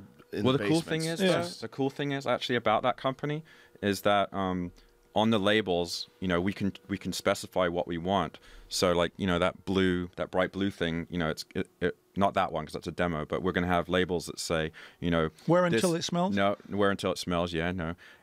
this was made by, you know, people over the age of, you know, 12, you know, that didn't, you know, earn 1 cent a month. You know, it wasn't exploited, you know. Well, that's their whole big thing, fully vertical. It was so done meaning, in LA, you know, they by knit the real fabric wages. in LA, they cut it, they sew it right there on Alameda and so, 6th Street. you know. Yeah, well, I've been to their factory. There's no shark fins in it. There are regular. They got like people. 1 million square feet of production down there. It's a giant. Well, I hope it's not all a front though, because I'd be really disappointed. No. I mean, and then it's actually made in Honduras. No, you can it's see the factory. Made in DTLA. I mean, I've walked down through their. I've actually when we were filming there, we actually walked through their factory. Yeah, but see cool building. what happened. This is going back to the geeky thing. Sorry, but when I, you know, Are we still talking about England and 4 channels? We're talking about whatever the fuck. No, it's all but good. when 1998, you know, I'm out of 97 actually. I'm out of university, and I'm doing this website thing, and I'm going to, you know what CES is right now. Yes, so the computer expo. Right, it used to be called. Is that like the Comdex. Big Bang Theory for geeks, or that's Comic-Con? It's the Big right? Wang Theory. The actually. Big Wang. Yeah. Wang Chung tonight. Yes, Wang Chung. I was invited to go and speak in Taipei at the, you know, like the Chinese version of it. And, you know, I went there, and it was all, you know, you got to visit all these motherboard companies, you know, in Taiwan. And you're like, oh, this is where I get my, you know, Asus motherboard, and I overclock it. And they're like, oh, thank you for mentioning us and all this stuff. You know what he's talking about? Yeah. Yeah, he knows. He knows. Sorry. I used to build computers. Oh, okay. Yeah. Okay. And, I had to have Alex then- fix my printer the other day. So And there's all these rather nice factories in Taiwan, but you're sort of looking there and going, this isn't made in Taiwan. They're not actually doing anything. All they're doing is taking these things and boxing them, and there's like dust that thick on the, you know, on the equipment and on the tables, and you start to realize actually what they're doing is they're making it in China for way, way less. You know, sorry to break that, but it was disappointing. Oh, so they make them in China and they box it up and Yeah, but it Boxed in looks like Taiwan. they're made in. So I was just saying, I hope it's not like that with those T-shirts. I don't I'm believe kind it of, is. Because I was is. very. I wanted to go with a company that was local, keep it sort of, you know, in California. I don't care about paying more for it. think But global, I feel act local. Well, I feel bad for, you know, 12-year-old kids or whatever in Honduras or wherever it is, you know, earning $1 a month, you know, to work 20 hours a day to make a T-shirt that I can sell for, you know, whatever, $30. It doesn't feel good. Yeah, that whole thing that It people really doesn't. Something happened in America where they started moving almost all of our factories and all of our Overseas. yeah, all. I mean, most of the cars. I mean, look at what happened to Detroit. Detroit was essentially gutted. I mean, Detroit That was the first had some of city the most I came to amazing in the cars. States, Detroit. I mean, that's like a ghost Oh, town. you couldn't have picked a better one. You know, I flew into New York, took a Trailways bus from New York to Detroit, worked on a summer camp with kids. That was how I got to America in 1986, and then spent some time in Detroit, which looks great from Windsor if you go across the, you know, Truth be told, into as you would Canada. say, you didn't have your driver's license No, either, did no, you? I didn't drive in England either. You know, as See? a kid growing up, nobody had. We couldn't afford one. First of all, that was No, our yeah, thing, we so couldn't either. She spent everything on my stupid You went school. everywhere on the bus for 5p, but you know, it's. You can go back now and get an old age pension, a free pass. in Yeah, a I couple could of do years. it. Yeah, almost. You know, Almost. what is that AAP once you get to 50? 48? Is it 50? You get I'm AARP? getting there. I'm almost It's there. close. Yeah, it's close. I enough. will say though, just for the record, the first car I ever bought, I bought it here in LA. Passed my driver's test in LA, I think in 1987 when I was 20, at the Santa Monica DMV in a 1977 Toyota Corolla 2TC that I paid $200 for. So that was the very first car I owned. Second Wow. car was a Saab Turbo 900 SPG. I had plenty of it. And Yeah. the third one was a 911. What do you guys feel as Englishmen living in America? Top Gear, the #1 television show of all time when it comes to cars. But Jeremy Clarkson is pretty adamant about being like anti-Porsche. Yeah, Like he's that- he's known Everyone's to be got a an bit opinion. of a knobhead about Porsches, Yeah. and that's okay. He actually, there's this episode, I believe it's They love before caravans on Top Gear. Yeah, it's before the new sort of format. I think it was either late 90s or early 2000. You should look this up. 'Cause Well, if you look on at it- it's on YouTube by now. He takes what now is probably it's probably a $60,000-$70,000 911. It was like a 73 Yeah, he drops a 911. piano on it. He tries to destroy it. Yeah. He hits walls with it, and Oh, he's like, keeps it keeps going. yeah. Yeah. That must have been the first generation. That show initially was canned because Tiff Needell was on the Well, first that's one. what I grew up watching, and I think you mentioned this with Chris Harris, how Yeah. Tiff Needell drove with him and stuff, and Yeah, that's that was what the I grew first up watching. incarnation, and from what I can gather, I actually liked it better then. I mean, it's really spectacular now with all the explosions and all the silliness, but It's sort of like Jackass for car guys. Yeah. Tiff Nadell's show, Fifth Gear, I did that show, and that Yeah, I seems like to be that a bit show. more of a serious Well, all of them driving can show. drive too. And Yeah. what's her name? Vicky, who used to be on There Top he is Gear. right there with this car. Yeah. Yeah. Oh, dude, your man is on point. On point, look at that. I wouldn't have found it. as Well, I quick as mean, that. isn't it? Look at him. He disgusting doesn't even that he's have gonna any. smash that car though. I mean, that is a fucking beautiful. You got to car. remember It though, is. back then these cars were under 10 Yeah. grand all day long. Now- you know, just Isn't that amazing? it's amazing how prices doubled and then tripled. Like, what is like a 1972 like really 911 S or well, Well, if it's an S, well You're- prepared? Oh, 200 to 300 grand. That's Dude, incredible. a 73 Look at RS. this. He drops a fucking piano on it. Don't Yeah. do it, Jeremy. Yep. That's That the looks good final. on camera. Yeah. Ah, fuck, man. No, but he does way worse. He goes into like walls. He cripples the thing, and it just keeps on going. That's the joke about it, really. But It is kind of fucked up that car It's takes fucked such a up. beating. It They are is. rock solid Well cars, made. man. yeah, they are. Well, look at. I mean, who would have thought? You know, is that so we're chunky? racing around in the in the canyons in a 71. It's just set up right, you know. Yeah, 277's, well, 44 years old now. Yeah. You know, that thing's, it's aging very well. Yeah. Yeah, those cars are amazing. I man. feel It's- bad just watching that. Actually, it doesn't Yeah, do well. it's gross. But It it's is crazy, though, amazing you know, how if you- well if they're you- I'd built. rather watch those other videos that you found last time of like Burning caravans. no people making love to orangutans or Uh-oh. no it was You are on the wrong show. no it Oh. was That was no not on I this think no show. it wasn't that. It was you were saying a horse was banging a dude. That's that was true. Oh, that was the one that you were really high on that one last time. Hey, with the language. Sorry. Not true. No, I'm I mean shocked, Anymore. pulse raced, disturbed, Come on, high dude, on. No. It's a good job You no said- one's listening you or said- paying you I'm attention said- to high this, on right? like the movie Avatar. I enjoyed that. I was high on that. I'm You not high said- on this you horse said You're fucking high that on was- life. Actually, and it was in your stand-up too. You said the noise that guy makes will is stay true. with you for the Uh-oh. entire life. Well, it will if entire you've ever life. watched it. I didn't watch don't it, wanna see but it. you made the noise, so Don't it was put as it up good as there. it was Don't as good wanna as see it. watching it. You made the noise. Thank you. Appreciate it. I don't want to. It was coal mining in somewhere in like Kentucky or something. Back to my original point. Did you ever want to Is there get a Jeremy point? Clarkson, one of your 4.1s? I mean, So- I want that guy to drive that car. Not him, but actually Richard Hammond. But he likes Porsches. Right, he had a GT3 RS, a green one like ours. Mm-hmm. I really wanted him to drive ours because I think he'd understand it. Clarkson, first of all, he wouldn't fit in the seat because he's a bit of a tubby He's guy. getting a bit chubby, Yeah. right? Yeah, well, if Matt Farah fits in, how the fuck could Clarkson not fit in? That's true, actually. He just said on the way over that when we were driving his car, that when Matt Frost sat in it, it's developed a new creak. Yeah, so it had a we might new wanna creek that wasn't there before Matt yeah. sat in it. A But new creek. Yeah, a new creak. yeah, and a little creek that's on the passenger Well, side that he's wasn't there A yesterday. good solid 250, if not higher. Yeah, the weight distribution Yeah. was a little bit different with him in the car. Yeah, he could go on a little bit of a diet and be better. Nice guy though. He's a super great cute. guy. He had He's fun in super cute. 277, so that was good. I think he had fun in the GT2 as well. Oh, Yeah, he was but- raving about your Yeah. 277. Yeah. Oh, He he was was? raving about the way it handles. About I think how it that surprised sticks him. to Yeah, the the road. stick. Yeah. Yeah.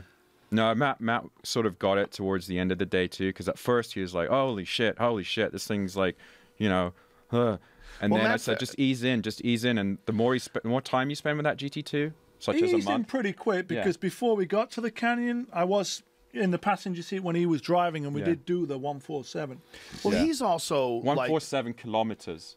No, it was miles per hour. Oh, It was all right. 147. It was professional driver on a closed course. I mean, come on, Yeah. full disclaimer here. Matt Farah is I also didn't one see of it. those guys that really loves cars. Like Oh, when, yeah. when He's you're around passionate. him, it's the same sort of infectious Yeah. sort of energy. Talk for hours, yeah. When he's driving those cars in those videos, I mean, that's how I became friends with him, is watching his videos and then reaching out to him. Like, his videos are fun. Like, Yeah. he's enjoying driving those Yeah. cars. It's not like some sort of an antiseptic review of these things. No. He's excited about it. and Passionate. He's got a collection of cars himself. I and- love He's got his a DeLorean. I love his that's great. DeLorean. That's the car. That's the I car. saw He's him up gonna have in a model Monterey. of. We parked next to each other, and he was going everywhere in that DeLorean. So, got a lot of style. Yeah, you know exactly. You know a guy that shows up in a DeLorean. That's a good dude. Good That's dude, a yeah, good dude yeah. right he's there. here to party. yeah, Yeah. for sure. Yeah, Yeah. Good sense of yeah. humor.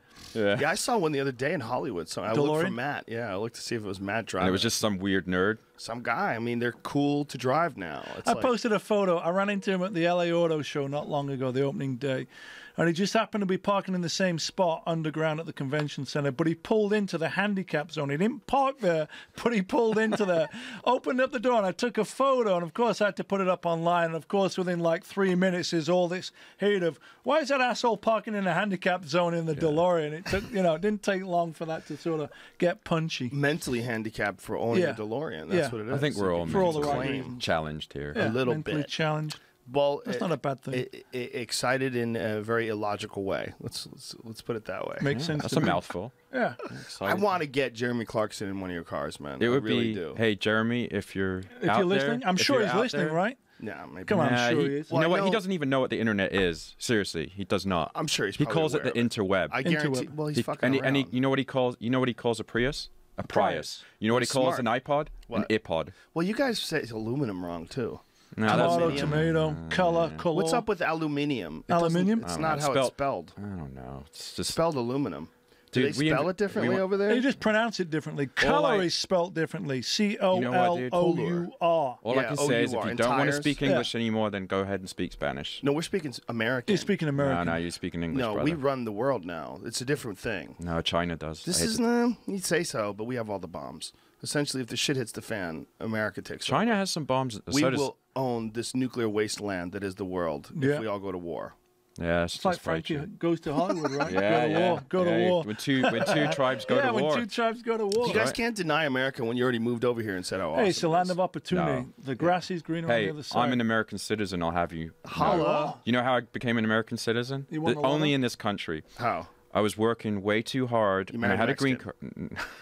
Yeah, I shook hands with him, and we went across the border. When did you come to the States again? 98. All right, so you were one of them newbies almost. Newbie, yeah. No, so I did all the process. I had what was known as an O1 visa, which is like a special thing. Pre 9/11, it was kind of easy to get in LA for people that were like internet celebrities. Wow, internet celebrities. Dude, you should have seen my groupies, man. Can we Google Sharky's Extreme or something? I don't know. Sharky Extreme? Oh, dude, don't do that. Don't do that. Don't do that. So anyway, but when you went to these things, there was actually one time that I had that a woman actually showed up. So it was like really cool groupie one time. I had a woman, but most of them were guys. Anyways, back to that. Yeah, no. You watched The Big Bang Theory, right? That's sort of how I imagine your life a little bit. No, but when I got here, I had the O1 visa. Then I got a green card. I got married to my girlfriend who was a game developer, and I started another company after retiring, which was Sharkwerks, out of a hobby again. And, sort of a few years into that, I'm like, okay, I have to get the second green card, which I think is 3 years later. So they make the appointment, and I lose the card, right? You lose it. The way I lose it is by bringing it back to them. I've seen how he loses stuff. Yeah, as well. I know. Lose my lunch. I got a good green card story when you're done. No. So I take it. I take the green card back to them, the original one, and then I'm supposed to come back in 3 months and pick up the second version of the green card. I don't get to the appointment on time because I'm supposed to make an appointment within 6 to 9 months, and I'm so busy with Sharkwerks that I don't. So I come there. The officer there, eventually is like, well, we're never going to find it. I mean, you're here like a year late. So you could either start this process again, or do you want to just become an American citizen? Literally, I'm not kidding you. And I was like, okay. You took a test right there on the spot? Yeah, so I did like no, not on the spot. I had to come back and do a history test. And at the time... You talk about the Mustang? No. What was this? This John Adams thing was on HBO. It was fucking useful. Sam Adams' brother? Yeah. That's the one. These are American stories, right? Yeah, man. Yeah. Gotta know them all. I'm not a U.S. citizen, so I'm I picked up on that, and then my education finally came in handy because we did a lot of history and stuff, and actually the Brits did kind of rule Britannia ruled the waves back then. We colonized everything. That's right. Including the wing of a GT2. Yeah.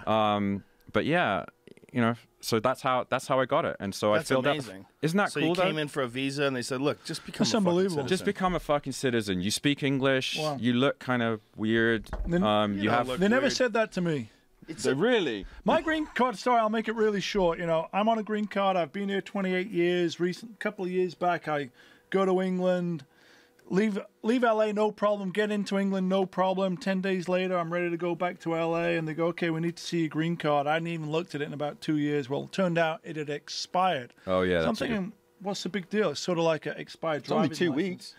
Before you know it, Homeland Security's coming Flying on a in. suspended green card. Karen's all upset because we were like, how long is this going to take? You go, what? You may have to stay here a week or two and go to the embassy and blah, blah, blah. Anyway, long story short, we got a 24-hour extension just to fly back into the States. Got sort of hammered when I came into LAX because, of course, they thought this was some Mickey Mouse 24-hour extension. But long story short, don't let your green card expire. In 2015, it's really hard to become a U.S. citizen, right?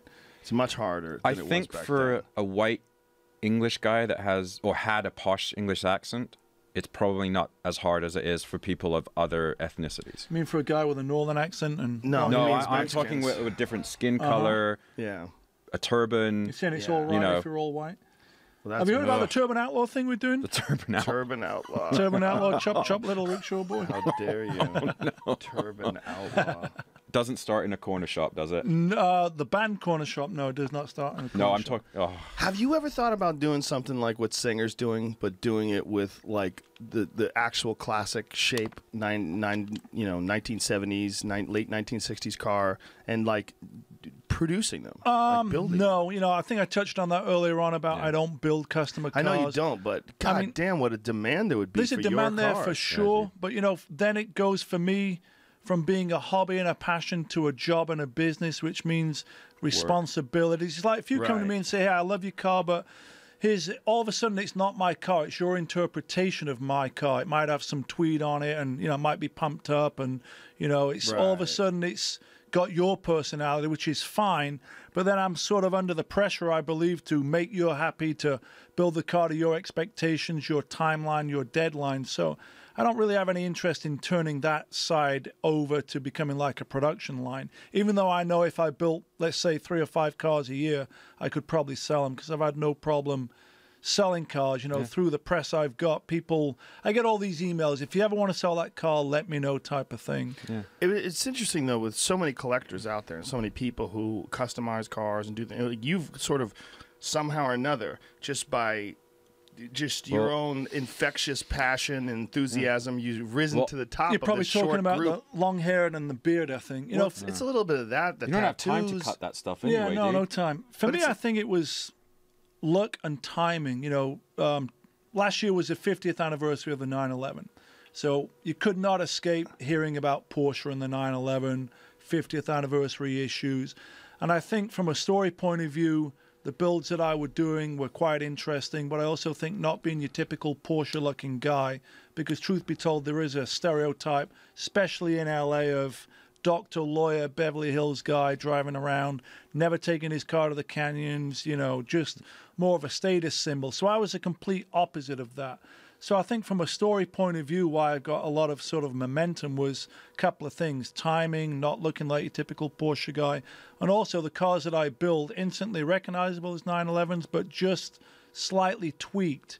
You know, it's the little details that I think separate my builds from the countless other people building cars, and the one common thread between the fashion, the clothing, and the property and the filming that we do is just putting our own little style on it, which became personality.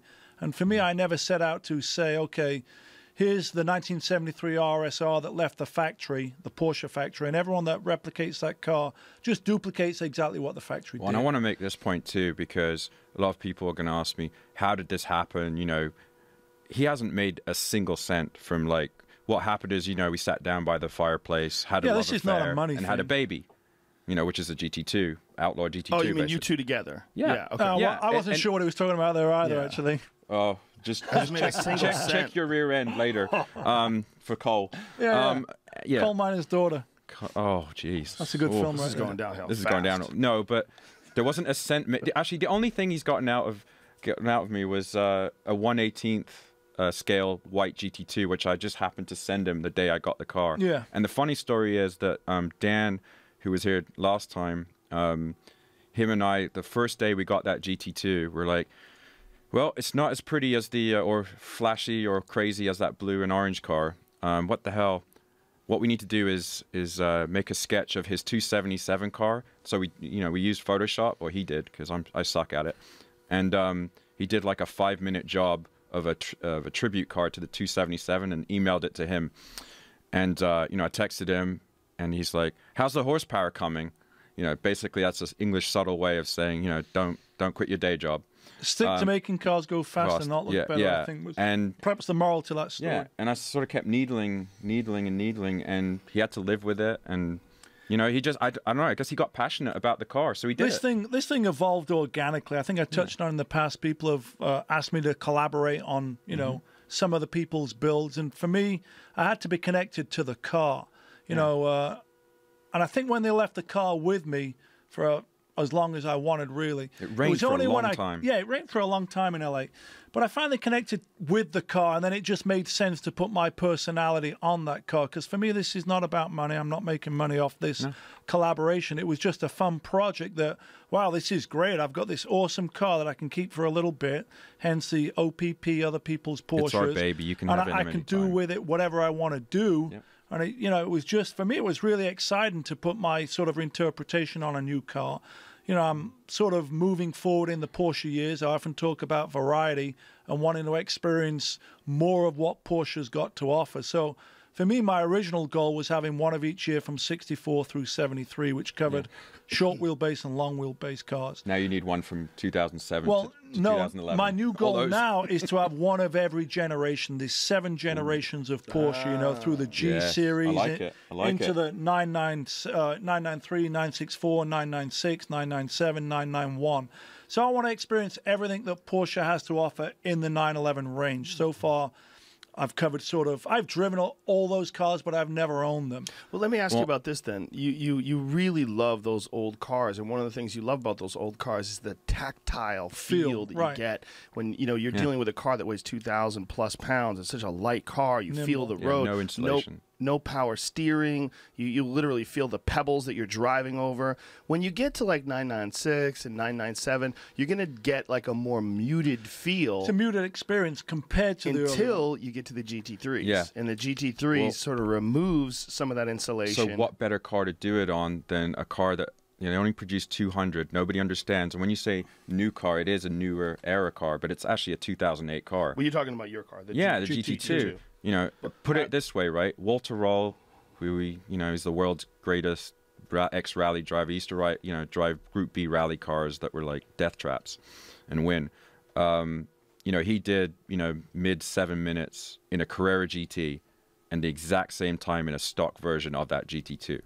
So the GT2 these guys have got, it's got 200 horsepower more than the Carrera GT. And British flags on it. But it's an easier car to drive. But is it unmanageable? I mean, when you get to that kind of power, way he drives it, actually, he manages it. You wear it well. But is there a point of diminishing returns where you have too much power in a car and you're spending so much time trying to figure out how to keep not the kill wheels yourself down? Yeah. You obviously don't need 775 you always horsepower. Say too much power is never enough. I'm the less is more type of guy, but I got to say horsepower is addictive. I had that Mopar background driving the Super Bs, and those things were addictive in a straight line. The GT2, there's no question, that's a scary car, and it's got 775 horsepower. But that's sort of part of the challenge of can you man up and sort of conquer that power? And that's one of those things that unless I've got really big balls or big wave, really talented. I think you got to grow into that. So to me, that's the challenge of trying to get the most out of that car. And I've sort of been lucky through these guys to be able to drive various variations of the GT3. I've driven it in stock form. I've driven the 3.9. I've driven the 4.1. I've driven that GT2. This year, I got to drive a lot of my dream cars, the 911R. I drove a 74 RSR. But I drove 3 of Porsche's iconic super hypercars, the 959, the Carrera GT, and the 918. And they all offer, I keep going back to variety because they all do the same thing differently. And that's sort of what's great about the GT2. It does the same thing, but it just delivers it in a different form. Challenging. And the challenge there is, truth be told, that car is done by 7,000 RPM. You're on the limiter. You're bouncing off the limiter at 6,800 RPM, and it's done.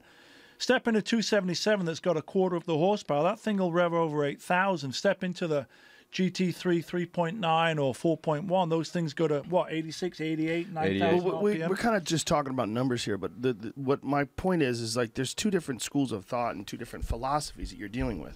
You're dealing with, in one school of thought, the cars that you are famous for, which are these really lightweight cars that are very tactile, and there's some sort of a strange character to those cars. Like even when that Urban Outlaw video, when you get into that silver car and you rev it and you're looking at the gauges, it has a feel to it that you just do not get from a modern car. But there is, I mean, you've admitted this too, there is like some level of connection between them. There's the DNA that's still there. Unquestionably. You know, it's a little heavier, it's a little more modern, it has a cup holder, but it's still got that.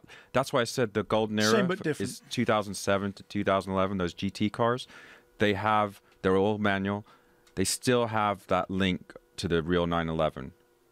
That's why that car has gone up in value so much, you know, all the GT cars, because people that know, and there aren't many of them, unfortunately, and that like to drive, they get it, and they've had older cars, or they want older cars, you know, or their parents have had older cars, and they drive these new ones, and it's like, you know what, it's okay, it does all that stuff a little more comfortably and has nav and all that shit, but it's still a 911. I think the GT3 up to what you've got, the 997, is the connection to what I've got from the 6s and 7s. That's what you said. Yours 277's a baby. It's like a baby GT3, because that throttle response, the lightness, the way it feels the road, the way it turns in, it's back to that. I keep talking about it, the 5 senses, the connection, the sight, the sound, the feel, the smell. The GT3 has that, you know, and that's what's great about those cars. I've yet to own one. I'm trying to get a 996 GT3, so I think that's the most bang for the buck. I mean, truth be told, I've been collecting these early 911s for over 20 years when you could find them in Auto Trader and I bought 277 at the Pomona Swap Meet in 1999,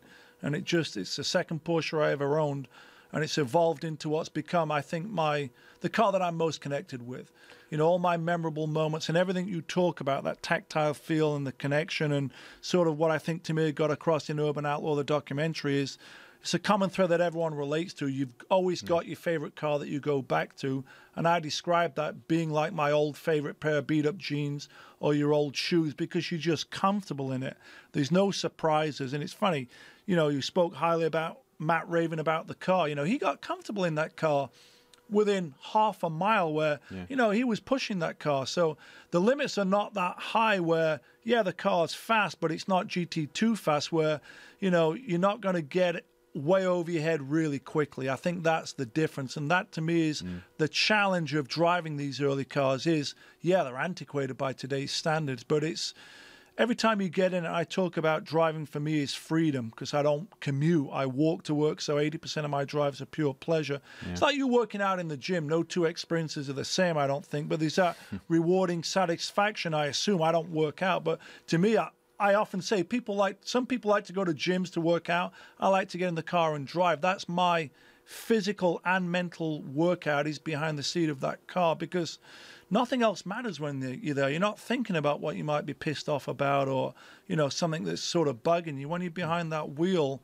it is this sort of almost out-of-body sensory type of expression of man and machine on the open road. But with those lightweight cars, that's where you're getting this experience. And I think that's one of the things that people miss when they talk, I don't care about cars. Cars get me there. Everybody gets wrapped up in cars. I think what they're dealing with is the difference between like a modern commuting car and what you're driving, which is essentially like a ride. You're in a ride. Well, that's why I said it's sort of like, I like surfing. I've had 7 concussions, so I can't do it anymore. But you got a concussion from surfing? I got 1 from surfing and 6 from football. Damn. Oh, and sorry, 1 from being a passenger in a car one time. Tell me about that. That was from Ralph, right? Yeah.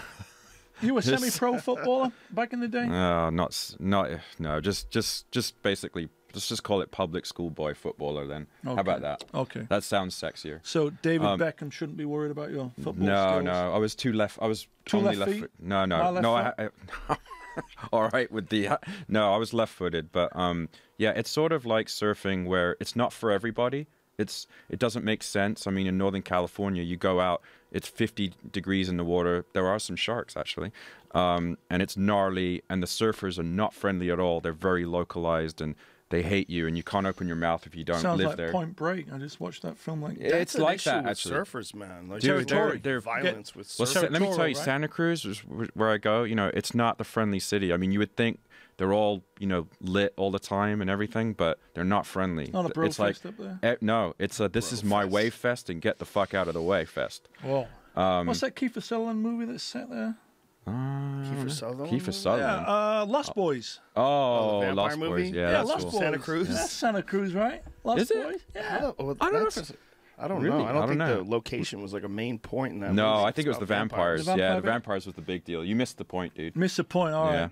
but you Right know, when over I go, my head right yeah, now. no, when I go surfing, I mean, there's better things to do with your time that are less risky, probably, because it is kind of risky to do that. Surfing? Yeah. So driving a crazy, weird, low production car that's doesn't make a lot of sense. It's challenging, but then you know, why do people, you know, I mean, not to make it sound glamorous, but you know, why do people bungee jump, or why do they, you know, I want to do something that's sort of challenging and takes time and it's rewarding. You know, you get 1 out of 10 shifts correct, or you know, Well, it's sort what of- Max is talking about. Yeah. Senses. It's Yeah. a sensory. You're But getting, it's a Yeah. challenge, right? I Yes. mean, Yeah. you know, like with your MMA stuff. I mean, you probably started as a white belt, you know, back in everybody does. right? But That's where you start, right? Like, yeah, I Oh, not sorry, start well, as a yeah. white What belt. do you have Okay, now? sorry, You got like- like a dozen black well, belts yeah. or something? yeah, well, exactly. But it takes time and it's challenging, and you know, you beat up your body, and it feels good when you get there. So you know, the blue car beat the shit out of us in terms of the development, the costs, the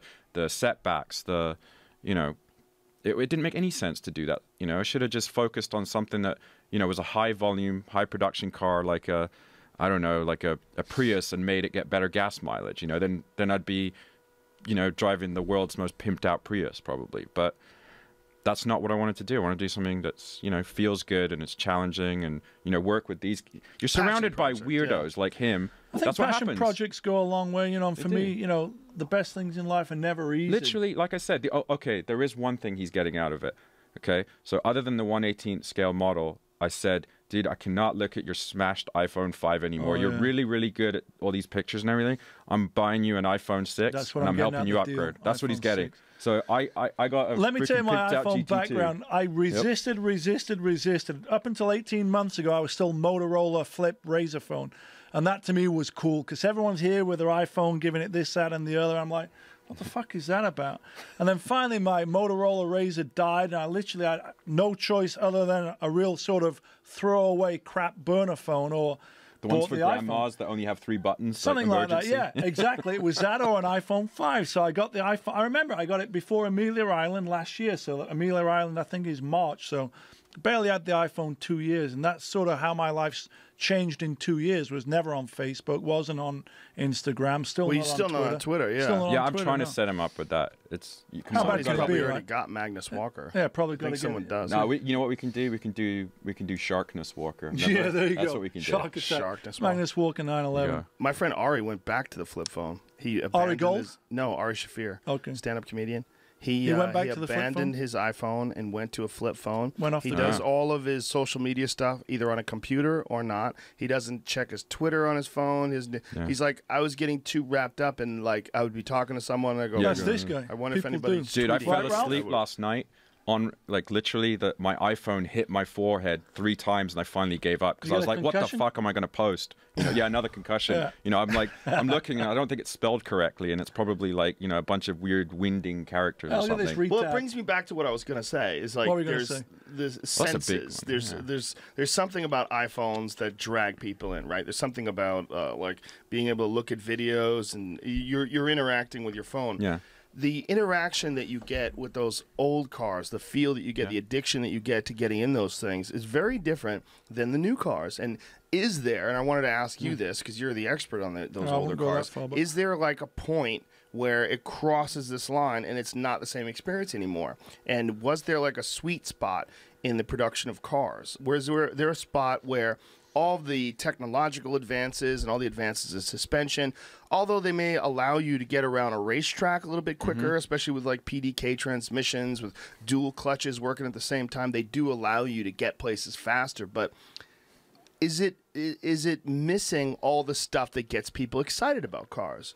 I mean, because I know that driving an automatic car is fun, it is satisfying, but I also know it's not as satisfying as shifting your own gears, as the feel that you're going to get from a car like yours. And I think that that's something that's missing. I think ultimately moving forward, the manual may become a lost art, because you look at kids growing up today that don't know how to drive manual cars. So their point of reference is completely different. You know, most of us here, I think, learned driving a manual car, and everything you said is perfectly true, that it's the interaction between man and machine which gets you down the road differently in a manual than what it does in a new car, in a PDK or automatic. And as to trying to nail down a real answer to what is that sweet spot, I don't really know what the answer is to that question. You know, I've driven almost every Porsche out there, and, you know, I've driven the new turbos. I've driven the new Cayman, which is a phenomenal car. I've driven the 991 in manual and PDK. And the new manuals are not the same as the old manuals. You know, they've got this, it's hard to heel and toe the way the pedals are set up, especially if you've got ceramic brakes. Explain heel toe to people who don't know what the fuck you're talking about. Well, it's sort of an odd thing when you're downshifting, you know, you want to be basically on the brake and gripping the throttle at the same time, doing it with one foot, so covering two pedals with one foot. And the early cars, it's really easy to sort of modulate the brake and the gas pedal. You know, and I've often put little blocks of wood on the gas pedal to bring it further up, so when you're all the way down on the brake, you can just sort of squeeze the brake with your right toe and roll over to the throttle to blip it, so you're matching the engine revs when you're downshifting. That essentially is what better for the engine. Heel and toe is. You know, it's a smoother transition between the gears. So as you're shifting gears, you're revving the engine at the same time. Yeah, to match. You know, and when you're going also dealing down with a lightweight flywheel that allows the revs Some to of them, drop. yeah, the early Some cars of them don't have that, but what these guys are doing is super throttle responsive, lightweight flywheels. Yeah, lightweight components. It just makes it like, you know, in a new with manual PCCBs, 991, it makes it it's a little bit different because you got those ceramic brakes that travel on the brake pedal. Let's say you're you coming just down touch Angeles Crest Highway in fourth gear, you want to make a right or left-hand turn, you got to go down, let's say, third or second, got to go down one or two gears, and you're all the way hard on the brakes. The travel difference between the brake pedal and the throttle on those new cars is almost too big to roll over and heel and toe. So, you know, they've sort of come around that with that Sport Plus mode where it automatically blips the throttle for you. That's what I wanted to ask you. So when I first got in the car, you know, I can get it where my foot's almost on a 45-degree angle, knees sideways, where I can roll off, you know, keep my foot on the brake but still modulate the throttle at the same time. So what I ended up doing was double blipping. I'd blip, and then almost the exact same time, the computer would automatically blip the throttle to match the revs, assuming that Porsche thought most people don't know how to heel and toe. Now, the rev matching, they're doing that on new cars now. Yeah. I think the Nissan 370 was one of the first cars to do it. Yeah, there's actually the newest Porsche, which is sort of known as the We're Sorry Edition Porsche for GT3 guys. What they did is, as I said, the 991 GT3 came out only in PDK. The GTS now has a proper manual transmission, not like the fake manual transmission with the 991. Well, it was actually that you could get a manual, a 7-speed 991 if you really, really tried, but it was essentially just a PDK box. That's all it was, with a freaking gear shifter. And then, what's the difference? Well, I think Chris Harris explained it. Oh, the new one's the real. Should we get Chris in here to explain it? Yeah, to get Chris in here. He's got it. Yeah, I know. Well, he was saying, you know, like you can go into like 7th gear and it's all like this, and it's just gear is such an odd gear in those 991s, because when are you ever in 7th gear? Why I guess if you're driving to Vegas. Well, because it's almost like an overdrive. it was a PDK transmission. They right, had to use it. The new one exists. I mean, they have a 6-speed manual transmission. That's a new transmission. The Cayman, the new one is the 7-speed is a new one. That's what does that is go the into PDK. 7-speed in sport mode? Yeah, it does. It does. No, But it my doesn't. point It doesn't being, go is into say, I've why never have found a that. 7-speed? If it's so annoying, emissions, I mean, it's almost and they have to universally use it. derided. But they have right? to use it because it's a PDK transmission. Well, I It's think got that's the 7 thing gears. with those new cars. When you get in a 991 and it's PDK and you're just driving around town, before you're even up 50 miles an hour, you're in 6th or 7th gear. For folks who don't know what the fuck we're talking about, Yeah, what are we PDK talking- means Porsche automatic. It's a German word, Porsche double Klummen, dong, ding dong. It's something. a crazy long word, but what it stands for is 2 clutches. And what it means is that there's one clutch that grabs the gear. The second clutch already has the second gear Grabs in your line. balls It and already has squishes it them grabbed. between the clutches. So the change between gears, between first and second gear, is literally instantaneous. It's so fast that your brain can barely perceive it. So as you're driving, when you're driving a manual car, you're like, "Bah," you let off the gas, you hit the clutch, "Wah," you put it in the next gear. This one's like, "Bah, bah, bah." It shifts so quickly that there's no way you'd ever be able to do it on your own. And that's the fault of the Nissan GTR, by the way. The Nissan GTR being so fast and so technologically And everyone brilliant. says that car's soulless, though, right? Well, actually, what nobody says, It's a spaceship. really, well, yeah, which is really annoying because some of my customers bought them. They fell for the hype. And don't get me wrong, it's an amazing technological piece of blocky something. But what it does is it takes a lot of weight. That's a really, really heavy car. So a lot of journalists will take it a few hot laps, and it's like, man, look at this lap times, look at the lap times. But the guys that actually ended up buying them and going on the weekend, they would have to, like change the fluids. The brakes would be cooked after like one session, and one session meaning 20, 30 minutes. Yeah, that's not much. The Porsches, you just bang on them, and All okay, day you long. change them, you change brakes and stuff eventually. Do they have ceramic brakes? They have them GTR? too. They Is have it an that option. Yeah, even Corvettes have them. Sorry, not even I'm just saying. Cars that are a lot That less. new Corvette, let's be honest, that's a lot Pretty of bang for badass. the buck. I mean, Fuck yeah. Well, you were unbelievable. telling me that you had driven around the Corvette ZL or the Camaro ZL1, and you were saying how addictive that was. I wasn't sure. No, it was me. It was me. The ZR1. But you got a chance to drive the Camaro for a while, didn't you? Oh, the Z28 you're talking about. No, before Not that, me. you didn't drive the ZL1? No. God damn Not it! me. Must be the other Swear. guy with the beard I and the swear English you were accent. telling. If you've never driven one of those Camaros, No, no, I haven't it driven wasn't yesterday. I was It was telling you I long own a time Super ago. Bee, but no, never a Camaro. You've never driven one? They never loaned you one Nope. for a while? No? God, why do I feel like it was you? You were talking about the I got visited by BMW. I got overflow. visited by Volvo. I got visited by, believe it or not, the guy from Bugatti. But yeah, no, other than Porsche, no one's ever loaned me cars. I'm just, Or Sharkwerks. yeah, or Sharkwerks. I'm just sort of thrilled that Porsche loans me cars. But no, not me. Yeah. No, but the 991 GTS, to touch on that, it's the latest one that they've just released. And it does have a proper manual gearbox in it, not the pseudo PDK That's the one that seems like the in-between car between the GT3 Right. and the regular 9. And they're like, okay, you can order it in manual. We don't care about performance numbers. It's an NA car. It's sort of like a manual GT3, if you would. It's the We're Sorry meaning edition. naturally aspirated. Naturally aspirated.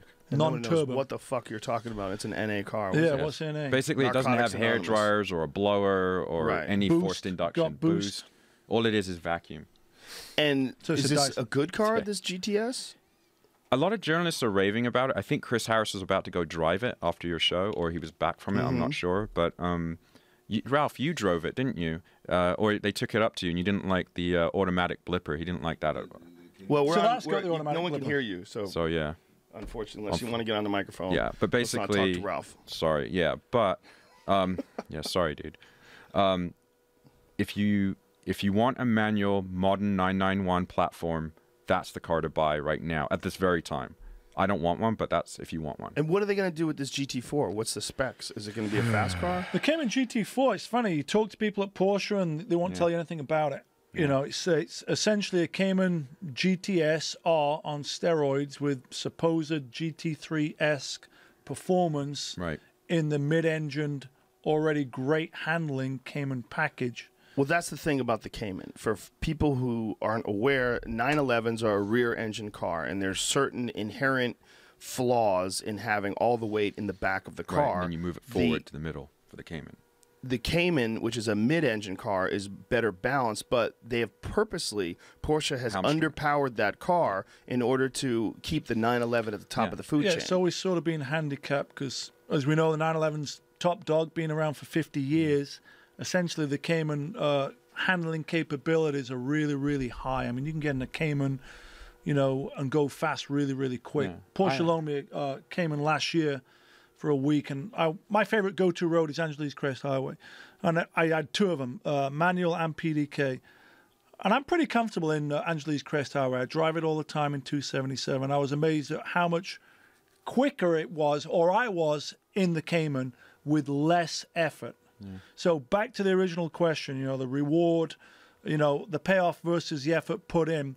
I'm quicker in the Cayman, but the drive's not quite as rewarding because I'm not quite as involved with it. We had the first so it's year personality, Cayman S. really. Yeah, we built the first year Cayman S as a shop car, and then you know, it got tracked a lot and went up through the canyons. And I'll say, you know, it's an 06 Cayman S, and we added a bunch more power, lightweight flywheel, better suspension, better brakes. Tried to make, you know, better seats. Tried to make it like a canyon carver, and it was easier to drive fast, and it was also like anyone could get in it because it was just really well balanced and drive it fast. But it was missing, you know, the special engine, the whole connection, you know, the steering wasn't quite the same, the feel wasn't the same. I mean, it's really nice to have that engine over the back because it's always like tugging at you and you've got to think about it. Whereas when you're in the Cayman, you can just drive like an idiot. But isn't that a crazy thing to say? It's good to have a flaw because you have to think about that flaw and counter that flaw. Because it's more effort. It's essentially an engineering flaw that they've worked for. Depends how you look at it. You know, you can rotate a lot quicker. Yeah. So and you can put more power down better too, right? Because you know, you're not spinning the wheels. I mean, that's why 911 put power down. You are in that GT2. Well, yeah, 800 horsepower you're spinning, but car number 277 with a quarter of that power's just biting into the ground. And you can come out, you get much better corner speed exit, you know? You know, which is why I'm still a believer in a sense of less is more, because you got to put more in. It's a more, I keep going back to reward. Well, that was what I was going to get to. Are you more comfortable? Do you enjoy the older cars better, or do you enjoy like a 4.1 GT3? When you're getting in the 4.1, I don't own any 911 beyond my 1979 911 SC yet. I've owned over 50 911s. I bought my first one 23 years ago. But you've driven the other cars. I've driven them. I do see in my future a space in the garage for a newer Porsche 911. Probably some form of 996 or 997 GT3. But I also just said earlier on, I want to get one of every generation. I also recently bought a 924. Let's talk about Porsche's unloved cars, 924. I bought a 1980 924 front-engine turbo. That was Porsche's first production front-engine water-cooled turbo. So my new goal is to have one of each of the three, let's call them ugly duckling Porsches. 924, 944, and 928. 928's a weird one, huh? Yeah, I mean, you know what I mean? It's just back to variety. It's like I've been so focused on early Porsches, and I've driven, you know, almost 50 of my cars have been early Porsches.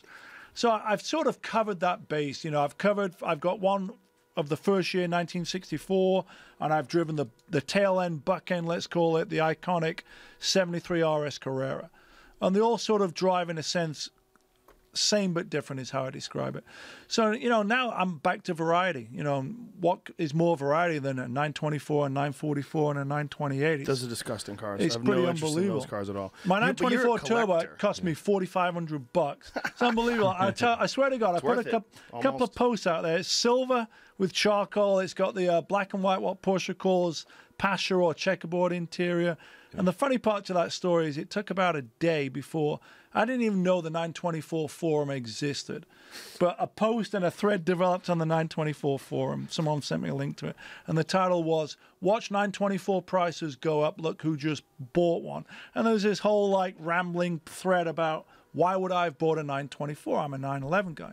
But lots of bang for the buck and back to variety. They're also very well balanced. I have a friend who races them. Right. And he loves 924. It's a good race car. Yeah. It's hard I to mean, work 924 and 944 spec series is phenomenally successful, just like the Boxster series. And people email me all the time, you know, and it falls into a few categories. Obviously, people liking the cars, but my favorite sort of category of emails that I receive is from non-Porsche people that have maybe seen Urban Outlaw, maybe followed my builds, and all of a sudden have been turned around from being Porsche haters into all of a sudden looking at Porsche a little bit differently, predominantly the early cars. And these are guys that are looking to get into a Porsche for the first time. I wanted to pull up this video, what we talked about before the show, Jack Olson's 911 versus 1972 911. 1972 911 versus GT3 991 GT3. And Jack Olson is a writer in Hollywood who is a really fascinating character. I'm going to get him on the podcast too. We've talked about it. Yeah. And he has essentially had this lifelong, there's a video, Jamie. There's a, I can email it to you if you want me to. Do you want me to email it to you? Okay. I believe he actually has a part. I met Jack over 12 years ago when he was first developing that car, and it's gone through several phases. And I remember giving him car number 277. Ironically, I had AC when I first got it, and Jack Olson was looking for an AC compressor, and I actually gave him my compressor that I think's in that car. But cool guy, and has really fine-tuned and developed that car.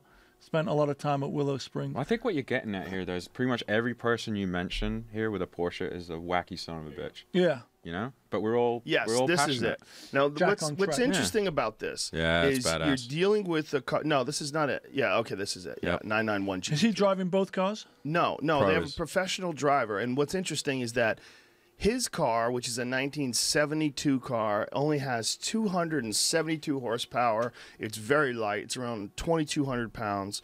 And the modern car, which is 475 horsepower, PDK transmission, the automatic transmission, the whole deal, all the technological innovation, all the suspension and traction control, and a professional driver. And Olson is still quicker. Who's driving both cars? I don't know. Well, Jack's driving his car, which is the 1972 car. Okay.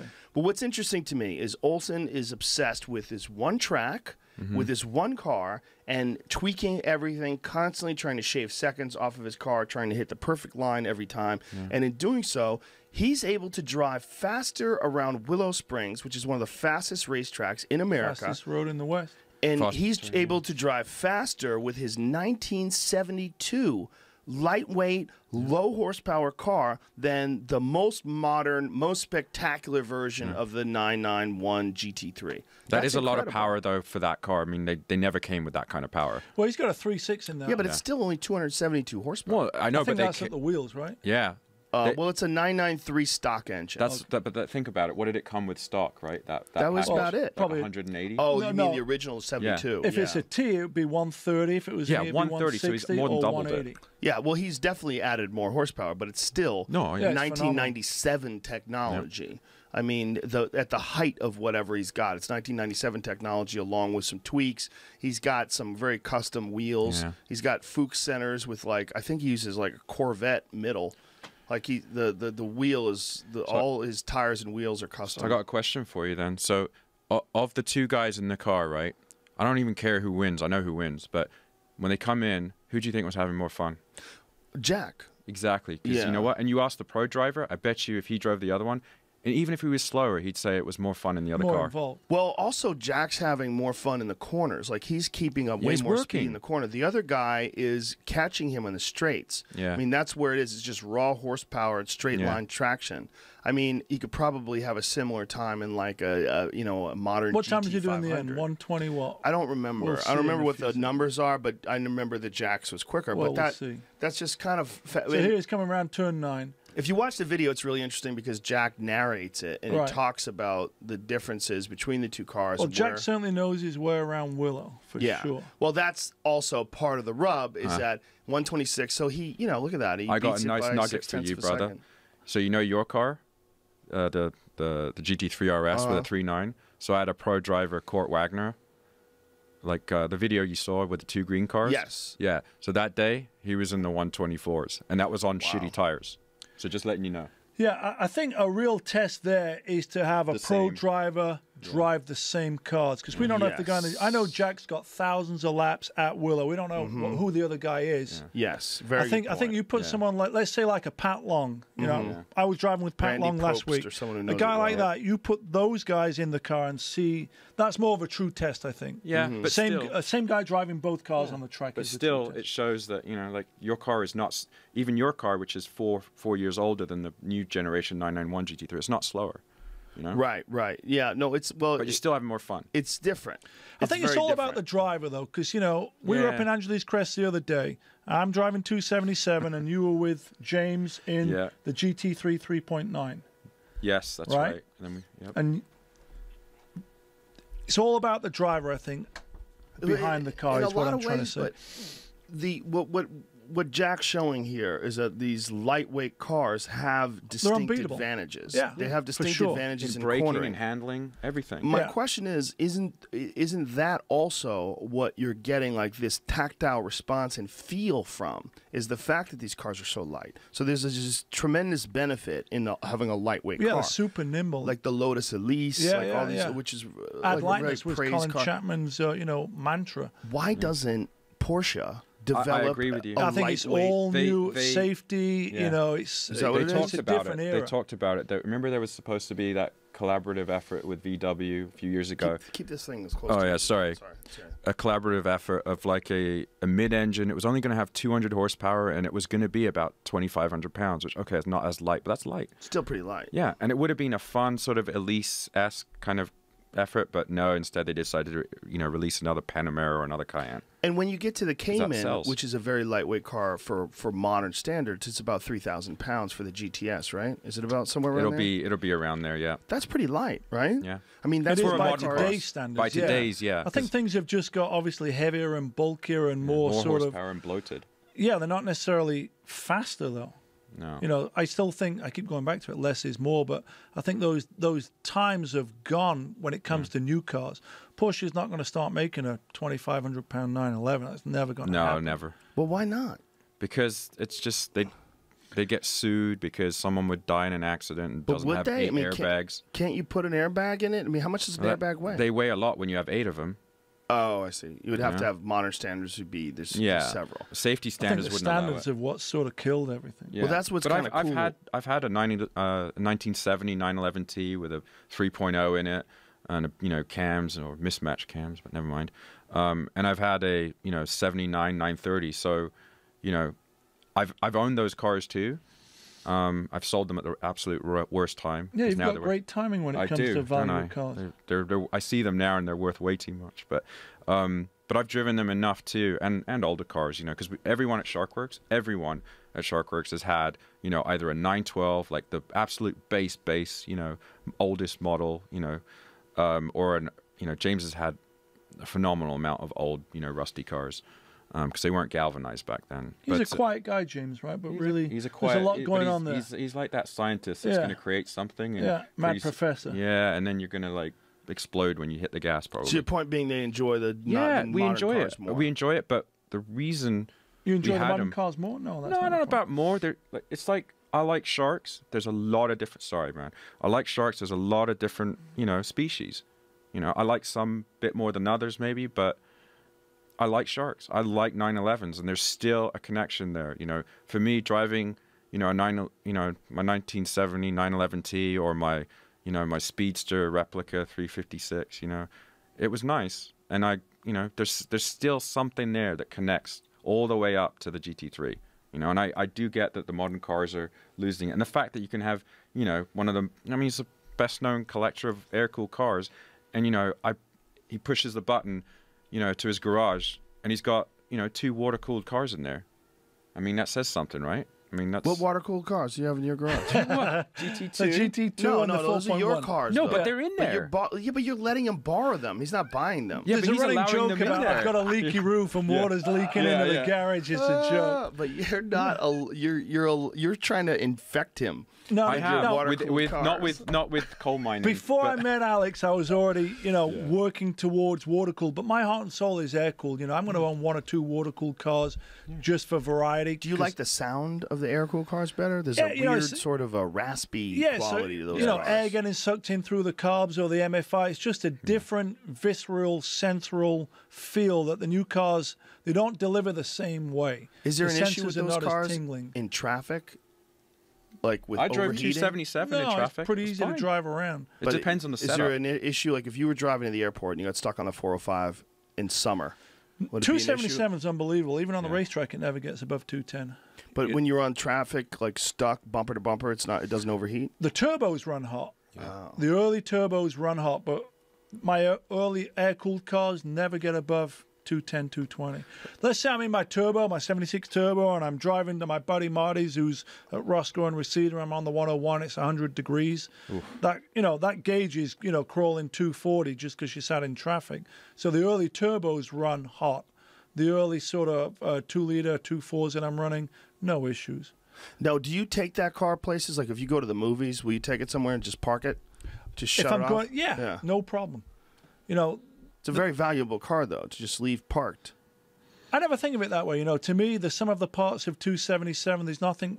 If I give you the build sheet on what that car is, there's nothing really special about it. But I think the uniqueness of the car is it's developed its own personality. You know, it's not like it ever raced at Daytona, but, you know, I used to do 40, 50 track days a year in that car with the Porsche Owner Club between 2002 and 2007. But there's no real significant race history to the car. But I think the connection people have to the car really is a real simple theme and message. It's like, just follow your dreams. You know, that was my dream car. It still is my dream car, but it evolved. It wasn't like this. Wasn't like I went out and wrote a check and just got a new car delivered. That car was, you know, I bought it at the Pomona swap meet. It wasn't flared. I talk about customizing Porsches straight away, changed the motor in that car and, you know, just made it look more like a 73 RS Carrera. And that's the great thing about these early Porsches is they're really easy to customize. You know, we've touched on it a little bit. A lot of things are interchangeable. You can take a 2-liter motor out and put a 3.6 in if you want. That's what Jack Olson did. Took out his 2.4 and put in a 3.6. So that's the great thing about these 911s, and they get driven, they develop personality. 277's got personalities. Jack's 72 Black Beauty car, I think is what he calls it, is also pretty unique and got personality. You know, the two cars are similar yet different. That's ultimately the great thing about early Porsches is they develop character and soul over time, just like patina. You know, some people like shiny cars. I always say dirt don't slow you down. I'm not worried about rock chips and scratches because to me, those are memorable moments that are earned over time, and they're earned by getting out there and driving the car. You never meet a guy at a Porsche event, or sorry, at a Cars and Coffee event, and he proudly proclaims, I've got 305 miles on my 2007 GT3. Quite the opposite. Ralph has like 68,000 on his 3.9 GT3. They're built to be driven. 70 more now. Yeah, they're built to be driven. And that's how you get connected with the car. You don't get connected by it by leaving it in the garage. Sure, there's some nice sort of curves on it and it looks cool, but every time you drive it, stuff happens. If you're driving that particular car. I think ultimately it's not necessarily about getting from A to B the quickest. It's more about enjoying that journey and just sort of being at one with the car. Yeah, and these things. That's the great thing about all car guys. It's really the great thing about Porsche guys is it is this language. I've had people visit me from all over the world. Doesn't matter whether you speak English, German, or Japanese, you speak Porsche, and that's that connection. And truth be told, I'm an early air-cooled guy, but I also like these, high horsepower, water-cooled things. And to me, it's not a case of which is better. They've both got soul, but they're both slightly different, but they've both got personality. And to me, I think that sort of sums up everything that's great about the Porsche 911. And James, who was up, he's the guy that built your engine, and the other third of Sharkwerks. He got to drive the 277, when they went off in the GT2, and I was sitting with him, and he's a man of few words. And, I just slowly, like a few corners in, he starts out slowly because it's the 277, and we're like, oh, we're in it. It's amazing how many people want to get in that car. His face is going like this, and I just turn around and go, you're having a good time, aren't you? And he's like, yeah, and it's, he drives every day, 200,000 or whatever, 150,000, 200,000, whatever they're worth, and builds, GT3 RSs, and he gets back in in your car, and it's like, it's set up nice, it sounds good, it drives properly, and he's just having fun in the canyons. Isn't there something about those old cars, too, this knowledge that you're in something from another era, and it's almost like a bit of a time machine? It's like stepping back in time. Yeah. Like listening to an old song. You listen to like a Led Zeppelin song from 1971, and it's like there's something about it that makes you think like, man, this was going on. Like, this guy was singing this in a different era. The world was different. And there's a finite number of those cars as well. They will never, no one's ever going to build another 1971 911. It's just, it is. One of my favorite cars is my Irish Green 66 911. And it's pretty much almost in stock form that it would have been in 1966. The brakes as well? Yeah. What you are know, they like? I've changed weird, you know, obviously pads are new, but, you know, the point to my story is the car's 49 years old, and it's the best way that you just described it that I could step back in time to 1966, even though I was born in 1967. It's like you get in that car and it just, it's the smell of these early air-cooled, oil-cooled 911s. You know, I'll go through the process. You look at it, sight. You walk up to it, put the key in it, turn it. You sort of feel it and hear it. Then you sit in it, put the key in the ignition, turn the key. You hear it fire up, and then you smell it. And it's a time capsule right there. Yeah. Right there that's something modern cars will never give you. You know, we've sort of talked for a couple of hours about the difference, but ultimately if I can home it into, you know, 5 senses of sight, sound, smell, and feel, that is the time capsule that I think you just sort of brought us full circle into what is great about these early air-cooled 911s. And truth be told, it's probably the same thing all the VW guys experience, because it is like this living, breathing, time warp, time travel entity that ultimately doesn't matter really how fast you're going. You're just in this zone that is, yeah, it's antiquated, but it's also pretty exciting and pretty special. I found it really great, you know, picking up my car that was, you know, from 71, and it's like I'm on the road, you know, in rush hour traffic, you know, with things whizzing by me in a bright yellow, you know, it was like an RS clone. And I'm sitting there, I've got no AC, no nothing, no cup holders, nothing. I mean, and I'm just, you know, stinking up the place. But I loved it, man. It was just great, you know. And then I got home, I'd take a canyon road near me in it. I mean, my wife always says, Karen, you know, when I get home and I've been in a 911, she can tell I've been in a 911. Yeah, 'cause it's a stinker. It's a smell. You sort of come in smelling with it. You know, you've Smell got that oil. sort of sweat and oil and fuel smell. I mean, you either love it or you don't, really. You know, it's an acquired taste for sure, but you know, that's why it's I'm like a passionate Chanel about number Porsche. 5 for us, right? Yeah, Anytime you drive one of those old carburetor-driven car, even an old muscle car, you smell that for fucking sure. gas. Yeah, well, always That's my the drug of leaky choice. carburetors. I mean, James helped me rebuild the carbs on mine, and it's like I spent like 3 days on it, you know, rebuilding the carbs on that engine. I put him in, or he helped me, and it's like, son of a bitch, I can still smell leaks, you know, and it's like, he's like, well, that's just how it is, you know. And then in the 3 days that I'd taken them out and rebuilt them, the weather had changed like 15 degrees, you know, and the car ran like shit. You know, I just couldn't handle it. So it's like back to the drawing board. You know, there's that joke about if your early 911's not leaking oil, there's no oil in it. These things are sort of living, breathing, you know, pieces of machinery that have got soul. Well, that's with your 1965, but with these ones that you've built yourself, has there been new technology that allows those things to be a little bit more reliable, have less issues? Most of the cars that I built, like the SDR, or, you know, being involved in the process of these cars, I'm still sort of keeping them period correct. You know, I'm not putting newer motors in those old cars. You know, you touched on a little bit what Singer's doing. You know, the difference is they're taking a 964 and sort of backdating it to resemble an old car with modern technology. For the most part, other than updating for what I do, torsion bars and stiffer suspension, which, yeah, it's newer components, but yet it's still running, for the most part, the original motor that's been rebuilt, maybe at a higher spec, but it's still, if it was carbureted then, it's probably still carbureted now. So, but what about gasket technology or any of those things? I mean, have there been improvements? Yeah, for sure, but, you know, it's still, you know, it's like right now I'm building a 67S. It's a car that I've got the louvered fenders, which is my follow-up build to the SDR. I sourced a 67S case and bought some new Marley pistons and cylinders, and as crazy as this story sounds, I'm shipping all the components to my buddy Matthias, who's got a shop in Hamburg, Germany, and I'm going to have him build the motor, or assemble the motor in Germany and ship it back. So it'll have new components in it, and it's going to be punched out from 2-liter to 2.5, but it's still a 67S motor going in a 1967S. Well, isn't that something that Porsche's doing now? They have like an entire factory dedicated to rebuilding old cars. Well, it's a Porsche Classic Restoration facility that they've actually had for some time, but what's happened recently over the past 3 to 5 years is, you know, these cars have just escalated in value to the point where now a lot of these cars that, let's say, would have been trashed 5 years ago because it wasn't worth spending 50 grand to restore a car that might be worth 30. Now that 50 grand car or 100 grand car could be worth triple that. What's the name of the Porsche restoration facility? It's just called the Porsche Classic Restoration Facility. Porsche Classic Yeah, restoration Porsche facility. Classic It's restoration amazing, though. I've visited it.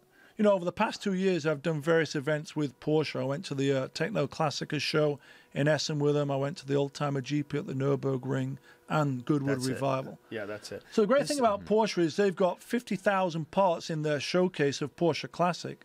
Well, So that's it's all- not just 356s, it's all the way up to the 993 factory replacement parts. It's also a great thing about Porsche in that they make new parts for their old Yeah. cars. Yeah. They continue to make parts for every single model. That's why of there's their- so many of them on the road. They say there's 80% of them still on the road. That's incredible. I How mean, many that other really is 50-year-old incredible. cars or 40-year-old cars are on the road? I mean, Well, there's companies like Year One that make parts Yeah. for old Mopars classic and- muscle right. cars and things along those lines. But there's very few. I mean, truth be told, Jag's got its own thing. Jaguar's got their heritage facility where they're actually rebuilding 12 of those continuation lightweight E-types. I know Leno has Mercedes has been doing it for quite some time. those old cars, man, like the Yeah, those are the 959s. 959s. Do you know the story of the 959 in America? How you can drive one? Do you know why you can drive one in America? Because Bill Gates bought Yes, two of them and that's crashed right. one of them Right. to do the testing on it, That's which right. is hilarious. Yeah, Yeah, if you want that to is get good. one of those, you probably got to You call gotta be Bill Bruce Gates? Canepa. I mean, how much are those worth? I mean, it's got to be worth like The close to $1 million 959s are now $1 million car, and a couple went of back years up, ago yeah. they were like 500, right? Well, I remember when they were 253. Yeah. Meanwhile, if you drove that and then drove your car back to back, you'd be Yeah. like, "Fuck this." Well, it's old like I said, I drove rotten hunk helmet of box shit. prototype Supposed to 959 look good though. that Brumos owned, Yeah. and really, you know, it was no different to any other 911. It wasn't this brutally just crazy car that they built, the GT2, which is just snappingly, brutally fast. The 959 is not like that. I mean, you got to remember that how old that car is now. It was in the 80s, right? Yeah. Yeah, 86. It was actually 86. designed. It was. You know, I'd kind of compare it a bit to We're a almost Bugatti coming up on the Veyron 30-year because- anniversary on that. Yeah, Let's because not what talk it was. over each other too much. Oh, 'cause yeah, it's sorry. confusing for people. Can I But- take a bathroom break? Yeah, please do. But what it did was it basically was designed to get to 200. It was like the first, supercar to kind of do that, right? So like the Veyron.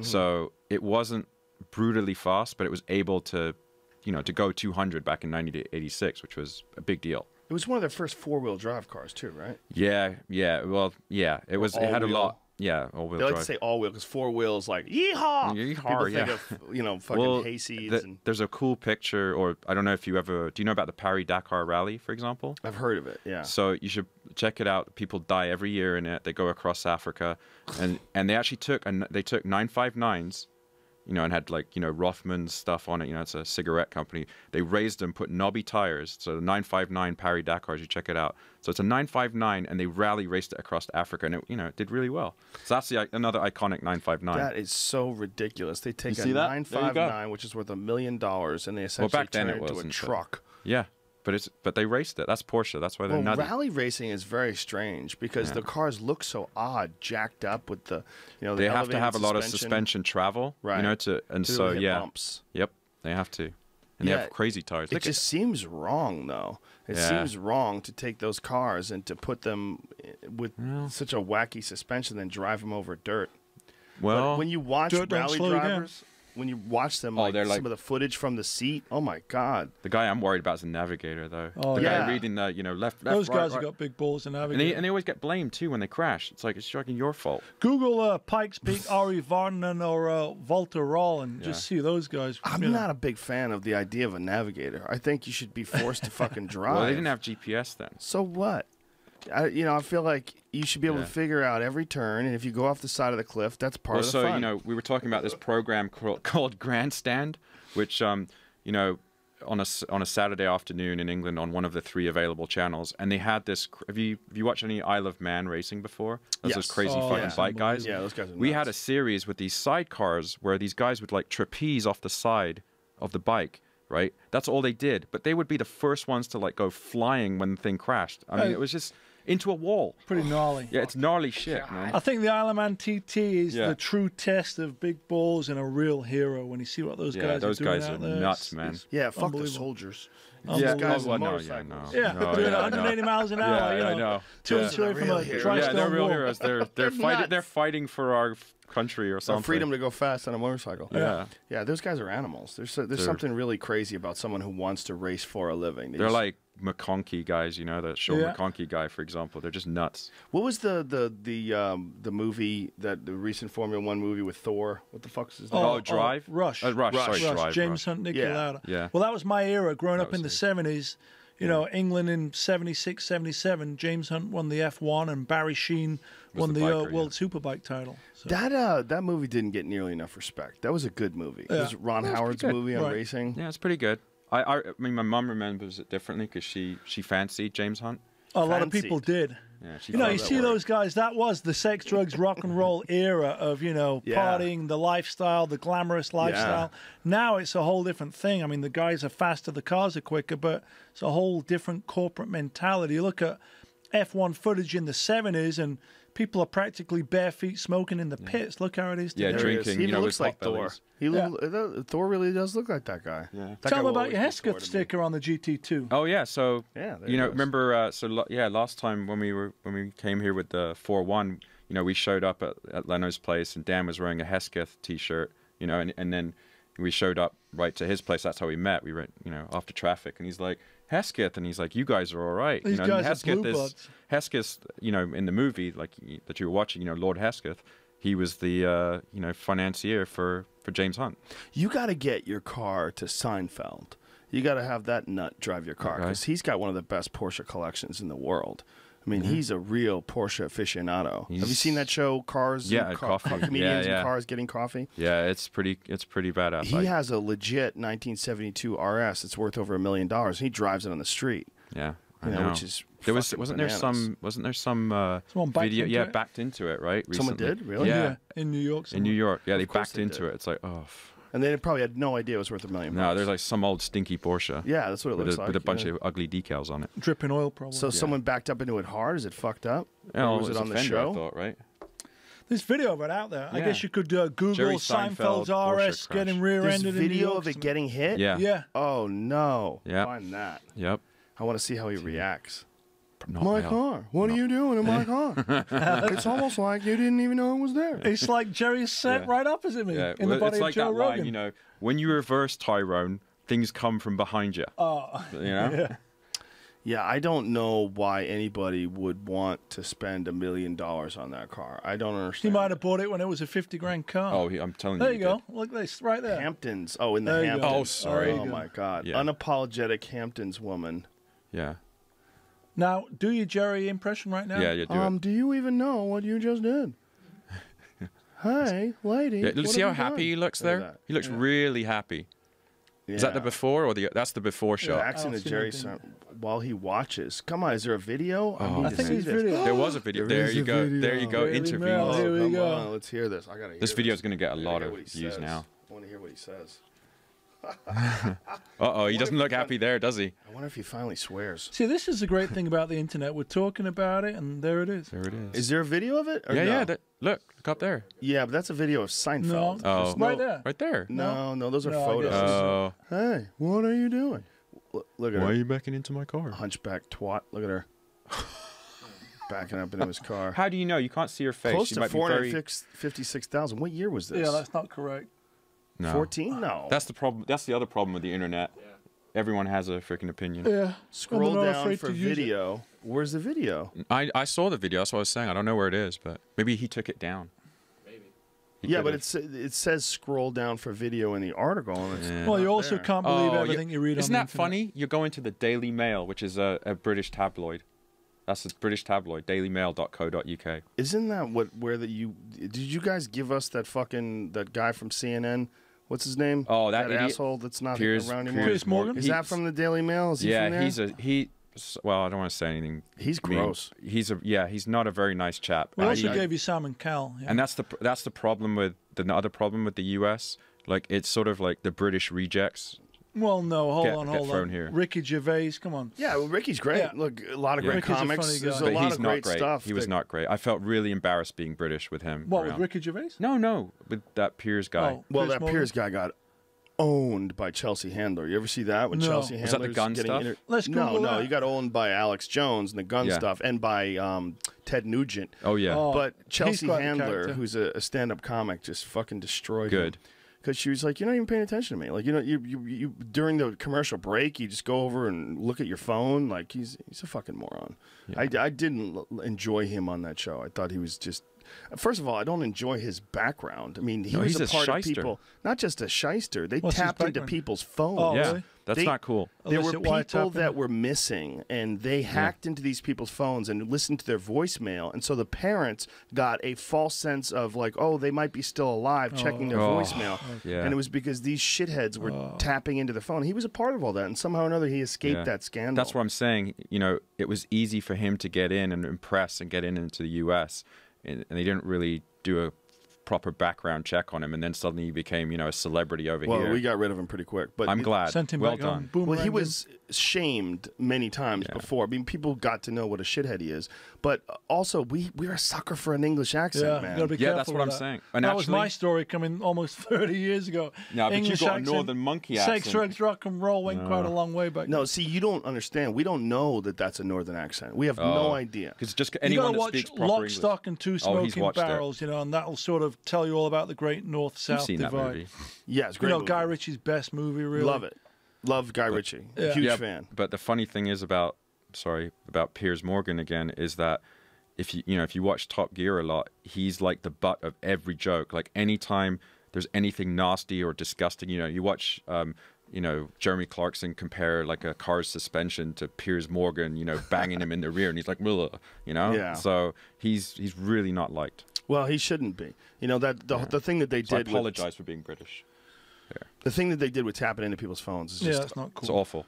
just disgusting. Yeah. And the fact that he snuck in, but it's like we are a weird sucker for English accents, which is why those infomercials when they're trying to sell you something, that's my favorite thing. it's always an English always guy. an My English favorite guy. thing. A Whether villain it's a and a- cleaning and a- product. Yeah, it's always the villains in the Hollywood movies or the cleaning Oxymoron. product. You know, Yes. guy. It's like, wow. Gotta be a cleaning Can we do product. anything else other than mess Yeah, we with brought Porsches? David Beckham over here. Come on, English guys talking That about didn't Porsches. work. You guys tried. Tried. He didn't know. Yeah. Well, he Hey, was, we get Spice Girls. Come on. yeah. That Spice lasted Girls. a little while, but we don't give a fuck about soccer. You can try all day. Yeah, We're it's not not going to what buy We it. did try. We did. Yeah. Or rugby. Do you got well Or rugby? dog. Or cricket. I think rugby would have been a better fit. That's I a think man's rugby game. is more manly than even Well, it's very American close football. to American football. I think if you took American football players and took the helmets away and made them play rugby, that's Yeah. a more exciting game. Yeah, Actually, I for did sure. get one of my concussions from rugby because I played a lot of it was a posh man's game, rugby. It's very thuggish. It's a very thuggish game. I mean, it's the only game I know of where like a big Samoan, can like step on your teeth in a scrum, and then he'll give you his hand to pick you up. It's just bizarre, and they've got studs on the bottom of those shoes. So well, it's not feels good. bad. Yeah, so and you Did don't you wear. play cricket as well? I really didn't. I didn't like Badminton? that. No, just rugby, rugger, exactly. And you don't wear any pads. There's when you're like 12, it's scary when you're a small guy and you're the last line of defense, as I was, and fast at fullback or wing. And at 12, the differences between certain nations, because there'd be schools from Tonga and Samoa and New Zealand, and they're like big gnarly guys, and some of them definitely weren't 12. They'd like reset a few years. Oh, and really? they were just They steam. sandbagged? Yeah. Oh yeah, man, they sandbagged, and they No were one's just checking ID? no one's checking No ID. ID back then? Yeah, but literally, they would poleaxe you and pick you up. So you'd have all these, and then it wasn't a professional game back in the 80s, and you would have these. They'd have real jobs, like they were lawyers, because they were posh. You only played it in a posh school. This doesn't happen in Sheffield. No, by it the way. doesn't. No. And suddenly, you'd know he's a rugby player because he's like missing teeth. Missing teeth. And he's a lawyer with missing teeth. But drinking 12 pints or of like beer. black Fucked up eyes. ears. Yeah, He looks- cabbage ears. Yeah, cabbage ears. Yeah, I mean, Cauliflower. yeah. All right. Well, You guys that call them too. cabbage ears? yeah, we that call them too. cabbage ears. What do you call them? hilarious. Cauliflower ears? Yeah. Oh, that's cabbage ears. Let me see your ears under those headphones. No, Come on. he's I got don't good have ones. it. He wears headgear. Yeah, I wear headgear when you're I smart. do jiu-jitsu. I have a little bit of it. Tell me in about this your year. martial arts background. I mean, I remember seeing you on these UFC fights. I'd go around to my buddies and watch, and I remember seeing you on Fear Factor, and I've heard all about these black belts, but I don't really know your story. I started martial arts when I was a little kid. Where'd you grow up? Grew up in Boston, mostly. Beantown, right? Fatting around? Yeah, Beantown. Going back there next weekend. There you go. It's going to be -1 right now, I think it is there. Ooh. I've got a Holy buddy shit. that used to run a store there called Alston Beat in Alston. Oh, okay, Austin's great. Yeah, and then he moved it to Newbury Street. My buddy Craig, and now he owns all the G-Star stores. Yeah, Newbury Street's like the heart of like it's pretty ritzy, fashion, right. and Newbury Comics. Right. And We that's used a to cool sell spot. that store, actually, Newbury Comics. So Yeah. you grew up in Beantown Yeah. with Marky Mark, or is this I pre-Marky don't know Mark? Marky Mark. You don't I wish know I the knew. Do you know the Wahlburgers? Funky Bunch? I didn't know the Funky You Bunch didn't know either. the Funky Bun. No, but Were you I a mean, Southie? Southie, right? It's No, a I big- worked in Southie. Okay. I used Whoa. to teach. I used to be one of the trainers at the Boston Athletic Club. I actually got to. Do you know who Bobby Orr is? Famous hockey player. How dare you? No. Neither one of you Oh, no. fucks. You What's imported hockey? fuck. Is that? Oh, we have hockey, but it's What not is on the ice. boxer that Marky Mark portrayed in that film that was Boston's sort of hero? What's that Oh, guy's that's name? Mickey Mickey Ward. Ward. Mickey Yeah, there Ward. you Yeah, who's an excellent boxer. So I worked in South Boston at this place called the Boston Athletic Club. How I old got were to you then? meet. I was probably 19. I How got old to were meet you when Bobby you got Orr. into Martial arts. I started fighting when I was 15. That's when I got like really into it, and I was fighting in the men's divisions when I was 16. Kicking ass? I was doing well. Were you a street fighter before that, or- No, I wasn't really. I was scared more than I was aggressive and mean. I was just I get into martial arts because I was worried about people kicking my ass. Okay. I just didn't know how to fight. So you wanted- I you figured wanted I to got be to able learn to how to defend fight. yourself. I'm tired of being scared of everybody. So I was 4-time Massachusetts State Taekwondo Wow. champion. I won that 4 years in a row. I won the U.S. Open. I won a bunch of national tournaments. Then I started kickboxing. But I started doing that as I was doing stand-up comedy, and I stopped competing. And then How did you get into stand-up? You just a funny kid in the neighborhood? Or my how friends talked me into it. Guys that I used to train with, actually. My friend Steve Graham, who I'm still buddies with to this day. So it wasn't like you failed the New Kids on the Block audition and figured I'll go to stand-up. No. I didn't even think I was funny. They thought I was funny because they were my friend. But other people were just going to think I was an asshole because my sense of humor was. Were they just laughing because you thought you'd kick their ass, or you were just generally pretty well, funny? I would do impressions of our friends, like having sex or doing weird shit. I was good at impressions. So I would do these impressions of people that we knew, and I would make people laugh in the locker room. And my friend Steve was like, "You should really be a fucking comedian."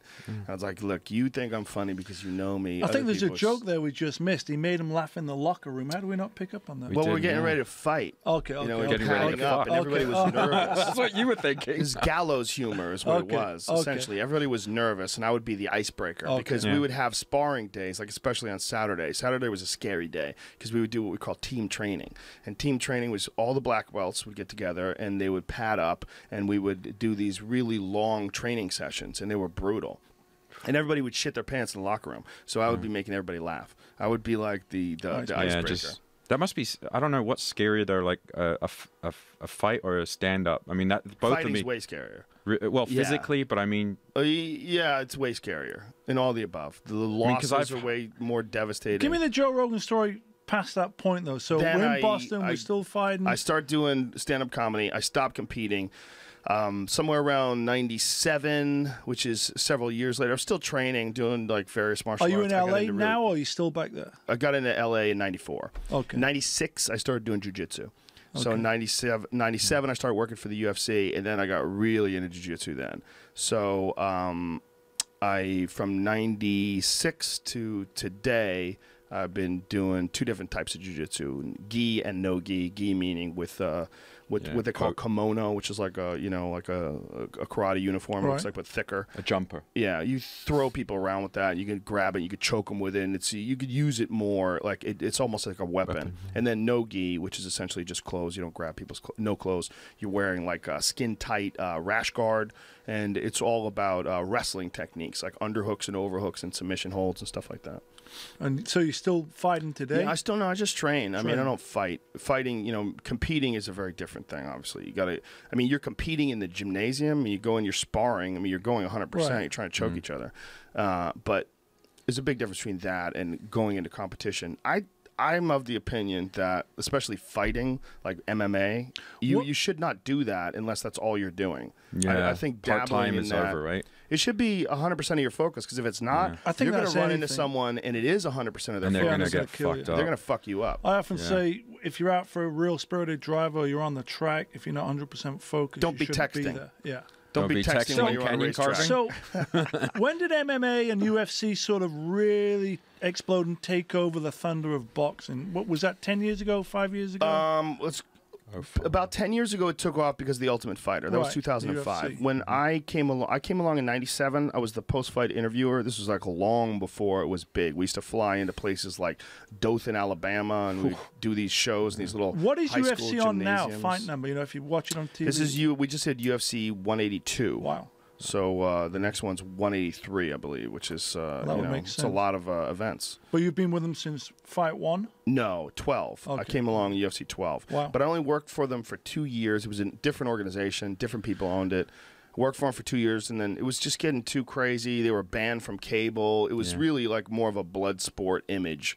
Like people didn't understand what it was.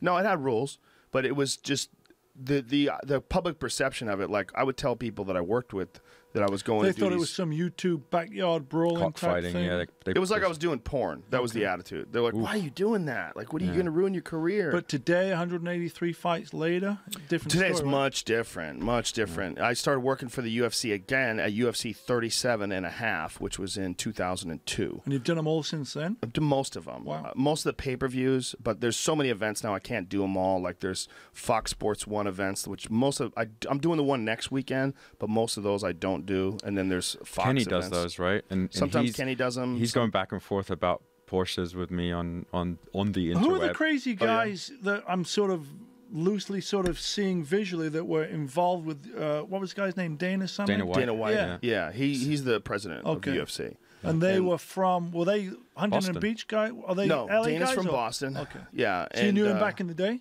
No, I didn't know him Okay. until 2002. I met Okay. him when I was doing Fear Factor. Okay. Because Now, they when had did Fear Factor start? 2002, I think. Okay. 2001, 2002, somewhere around How'd there. you go from being this Bostonian martial arts comedian guy to Fear Factor? How does that? I was on a sitcom before that. I What was on was a that? sitcom on NBC called News Radio. Okay. And that was on for 5 years in the 90s. From So did you come 94. out to LA to do the acting stand-up thing? or- I came out to LA for another show called Hardball that was on Fox that was canceled. I got hired to What do that. show was that? It was a baseball show, Okay. like a sitcom about baseball. Okay. That was canceled after like 6 episodes, and I was out here. I'd already leased an apartment for a year, so I was like, fuck, I'm stuck here for a while. I wanted to go back to New York. Was And, this a bit like Swingers, one of my all-time favorite Yeah, Vince Vaughn movies? probably. Like, in what way? You know, just people coming out to LA to pursue acting and Did you wear a the Mickey hard Mouse life of suit? Did you wear a Swingers, Mickey and, Mouse suit? I'd have killed for that role. There was a lot of that You going know, on. that skinny Vince Vaughn. You look at Vince Vaughn in Swingers, and you look Yeah, at he's Vince listening Vaughn to today. different and now. John Favreau, you go. A lot of booze. Yeah, a what lot of happened food. Living the good life. A lot of miles. A lot of miles. So how Hard do you fall miles. into Fear Factor? How does that? I was the same casting director that worked with NBC for News Radio. He just brought me in. They were mostly interviewing like sports announcers and people. They wanted it to be like serious. And when I came in for the audition, I was actually mocking it. I was laughing at it, and they thought I was terrible for the job because I was mocking it. And then somehow they realized, like, look, if we don't mock it, someone else is going to mock it. Better to have our own guy mock it as it's happening. Can I just take a slash? Yeah, go ahead. Thanks, man. I just thought it was ridiculous. I thought you're going to sick dogs on people. This is the most ridiculous show idea of all time. How long did that show run for? It just seemed like it went. 6 years, 148 episodes, and then we Wow. came back and did another 7 until we did an episode where people had to drink cum. They had to drink donkey cum, and that's what got it canceled. TMZ found out about it. They put the images of this fucking giant beer stein of donkey cum, and the public outrage was. But NBC was fine with it. They had greenlit it. They said that we could have no the people problem. drink cum. Yeah, how bad can it be? Well, you know what, man? These people, everyone wants to push the envelope. Yeah, and where do you go next? they keep pushing and pushing and pushing until finally they don't even realize how far they've crossed the line until other people react to it. Reality's blurred. Well, I was telling them not to do it. I mean, when I'm telling you that it's a bad idea. There's something wrong here. Yeah. There was 2 not times when we did that show where I told people don't do it. What was the other one? Bull riding. Yeah, they made people ride bulls. And I said, this is a fucking bad idea, man, because you're dealing with an uncontrollable element. Environment, right. You're dealing with an animal. Yeah. I don't care if you think it's tame. That's not tame. It's a bull. Just because you corralled it and you figured out a way to rope it or put it in a cage, that's not a tame thing. Yeah. A tame is a cat. You go up to a kitty cat and you pet it, it purrs, it knows you're a person. Cat's got claws, yeah. Rubs up against your leg. That's a tame animal. A dog's a tame animal. Bulls are never fucking tame. Yeah, that's they will always fuck you up. Not gonna Bulls end never well. come up to you to get pet. You know, they'll fucking stick their horn right up your ass and launch you over the top of the arena. They don't give a shit, you know? I mean, we've all seen those images of a bull gorging someone. Yeah, have you seen the one where it goes through the guy's chin and out his mouth? Yeah. It's like, that is, in my mind, why you should never fucking bullfight. Like that. Or that run image. with the bulls either. Oh, that's the most ridiculous thing. Yeah, The thrill, they say. Yeah, I don't the get it. thrill of running with the bulls. Like, what the fuck are you talking about, Not my man? thing. Not my You got thing. animals with testosterone and giant balls, and they're angry, and they're running Pissed down off these and angry. wet, blood and fucking beer-soaked streets. Everything's cobblestone and slippery, and you're running to get away from these fucking bulls. It's so stupid. Oh, Not gonna well. I've Running been the to that. bulls? The running the You've done bulls. that? No, I haven't done it. I've seen it. Why I was in do Spain. they I thought that do might it? have been one of the Because- concussions. Actually, no. You got a lot of stories, this guy. You've actually had well, I've got a couple of podcasts lined up. There's a doctor that's on there. Dan told me about it because he heard him, but he's very into concussions and Dr. things. Rhonda Patrick. That's him. Yeah. No, her. Her, It's sorry. her. Rhonda, him. She's That's been on him. the show. Well, Rhonda, yeah. You know Rhonda, man? Well, we talked about transvestites earlier, so. Well, no, she's a woman. But she, I took her to a UFC. And her husband is, he's a fan of it, and I don't think she had ever watched it before. Actually, I don't know. Does Dan, I don't know if he was a fan. But anyway, I invited them because they live in Northern California. So they came to the UFC, and it was the first time she had ever seen it. She literally had no idea what it was all about. And after it was over, she was like, oh, my God. And then she went, like, deep on the show into the dangers of head trauma and all that's going on. Seems to be a lot of Yeah, it I think, was that the one that I was at where Anthony Johnson knocked out, what's his name? That Little was Nog. that was brutal. And Rogerio I felt, Nogueira, yeah. I felt, yeah, beat that the was, fuck out of him. that's Left probably, him with a headache the next day. Oh, probably still to this day. He probably gets up. Oh, that fucking if Rumble you saw Johnson. that, I mean, it was actually uncomfortable. I wish they'd stopped it sooner, but yeah. Well, it was a one-round knockout. I mean, it was pretty quick. I mean, But it was just- he tagged him a couple times and put him away. Yeah, Johnson's fighting for the #1 title contention not next weekend, but the weekend after that in Sweden. Yep. Who's the big top dog guy now? John Jones is #1. Just tested positive for cocaine. Whoops. Oopsie daisy. Whoopsie. Oopsie Entered daisy. into rehab. Yeah. People like to party. He's an amazing Yeah, yeah. fighter, Magnus. though. Yeah, Oh, He's yeah. an amazing fighter. Yeah, Just has he's- a crazy reach. Pretty arguably the best ever at this point in time. And he's only 27. Wow. My favorite, though, is Nick Diaz. I love Nick that guy. Diaz fighting in a couple weeks. that's right. Fighting January 30th in Vegas. Against Anderson Silva. Yeah. That's yeah. crazy. Is it 30th or 31st? I remember that name. Nick Yeah. Diaz, dude, Nick Diaz he's just like, got 31st. personality. Well, no, Porsche he guy? does. No. No, he's from Stockton. I don't think so, dude. No. But he's awesome to watch fight, and he just does it like You're saying nobody people else. from Stockton can't be Porsche guys? Of course they can. Yeah, They they just can. can't park them in front of their house and then sleep. Yeah. Sleep Won't be there peacefully. the next day. And yeah, everything will be Well, out the gone. window. Yeah. Yeah, no, he's just awesome. He's a good dude. Yeah, that's the problem with things like I posted an image of your car yesterday, and somebody wrote in the comments of Instagram, I hate Porsche guys. They're all show-offs. Like, Yeah. how hilarious is that? They're all of them? Yeah, every every single single one of one. them. Every single one, But yeah. it's like it disqualifies you from ever owning one because you'll be a douche. Like, you can't just enjoy the engineering. Right. You can't, even if you was just by yourself, there was no one around, you didn't even tell anybody you had a Porsche, you took the car cover off it and just drove it around a deserted road and enjoyed the shit out of it. You can't do it by some stereotypes people's suck, right? views. Yeah. Yeah. Well, look at him. I mean, I thought he was a rocker when I Yeah. first Hey, saw him. looks are deceiving, right? Yeah. But some people, There's just they my male husband. some people automatically associate cars like Porsches Yeah, or, for even- sure. or Yeah, with Ferraris. douchebag. Well, we Baggery. touched base on it a little bit earlier on, especially here in LA. Yeah. It's an image thing. Yeah, you know, right? sometimes these Porsches don't leave that Beverly Hills Well- zip code. You know, you go, you ever take it to the track? No, I don't want to get it chipped up. I did see a guy in an Aston Martin Rapide, and he was definitely an agent. Definitely an agent. Hey, it How is do you know? Hollywood, right? It's a movie town. I mean, he had two he was cell looking. phones No, while he was, he was he was driving. looking at his phone, and he was on a Bluetooth. But you in do traffic. that. Yeah, but not well. Maybe you're an agent. in Yeah, bed it and could on be the an- toilet. Oh, okay. I do it on the toilet. Multitasking.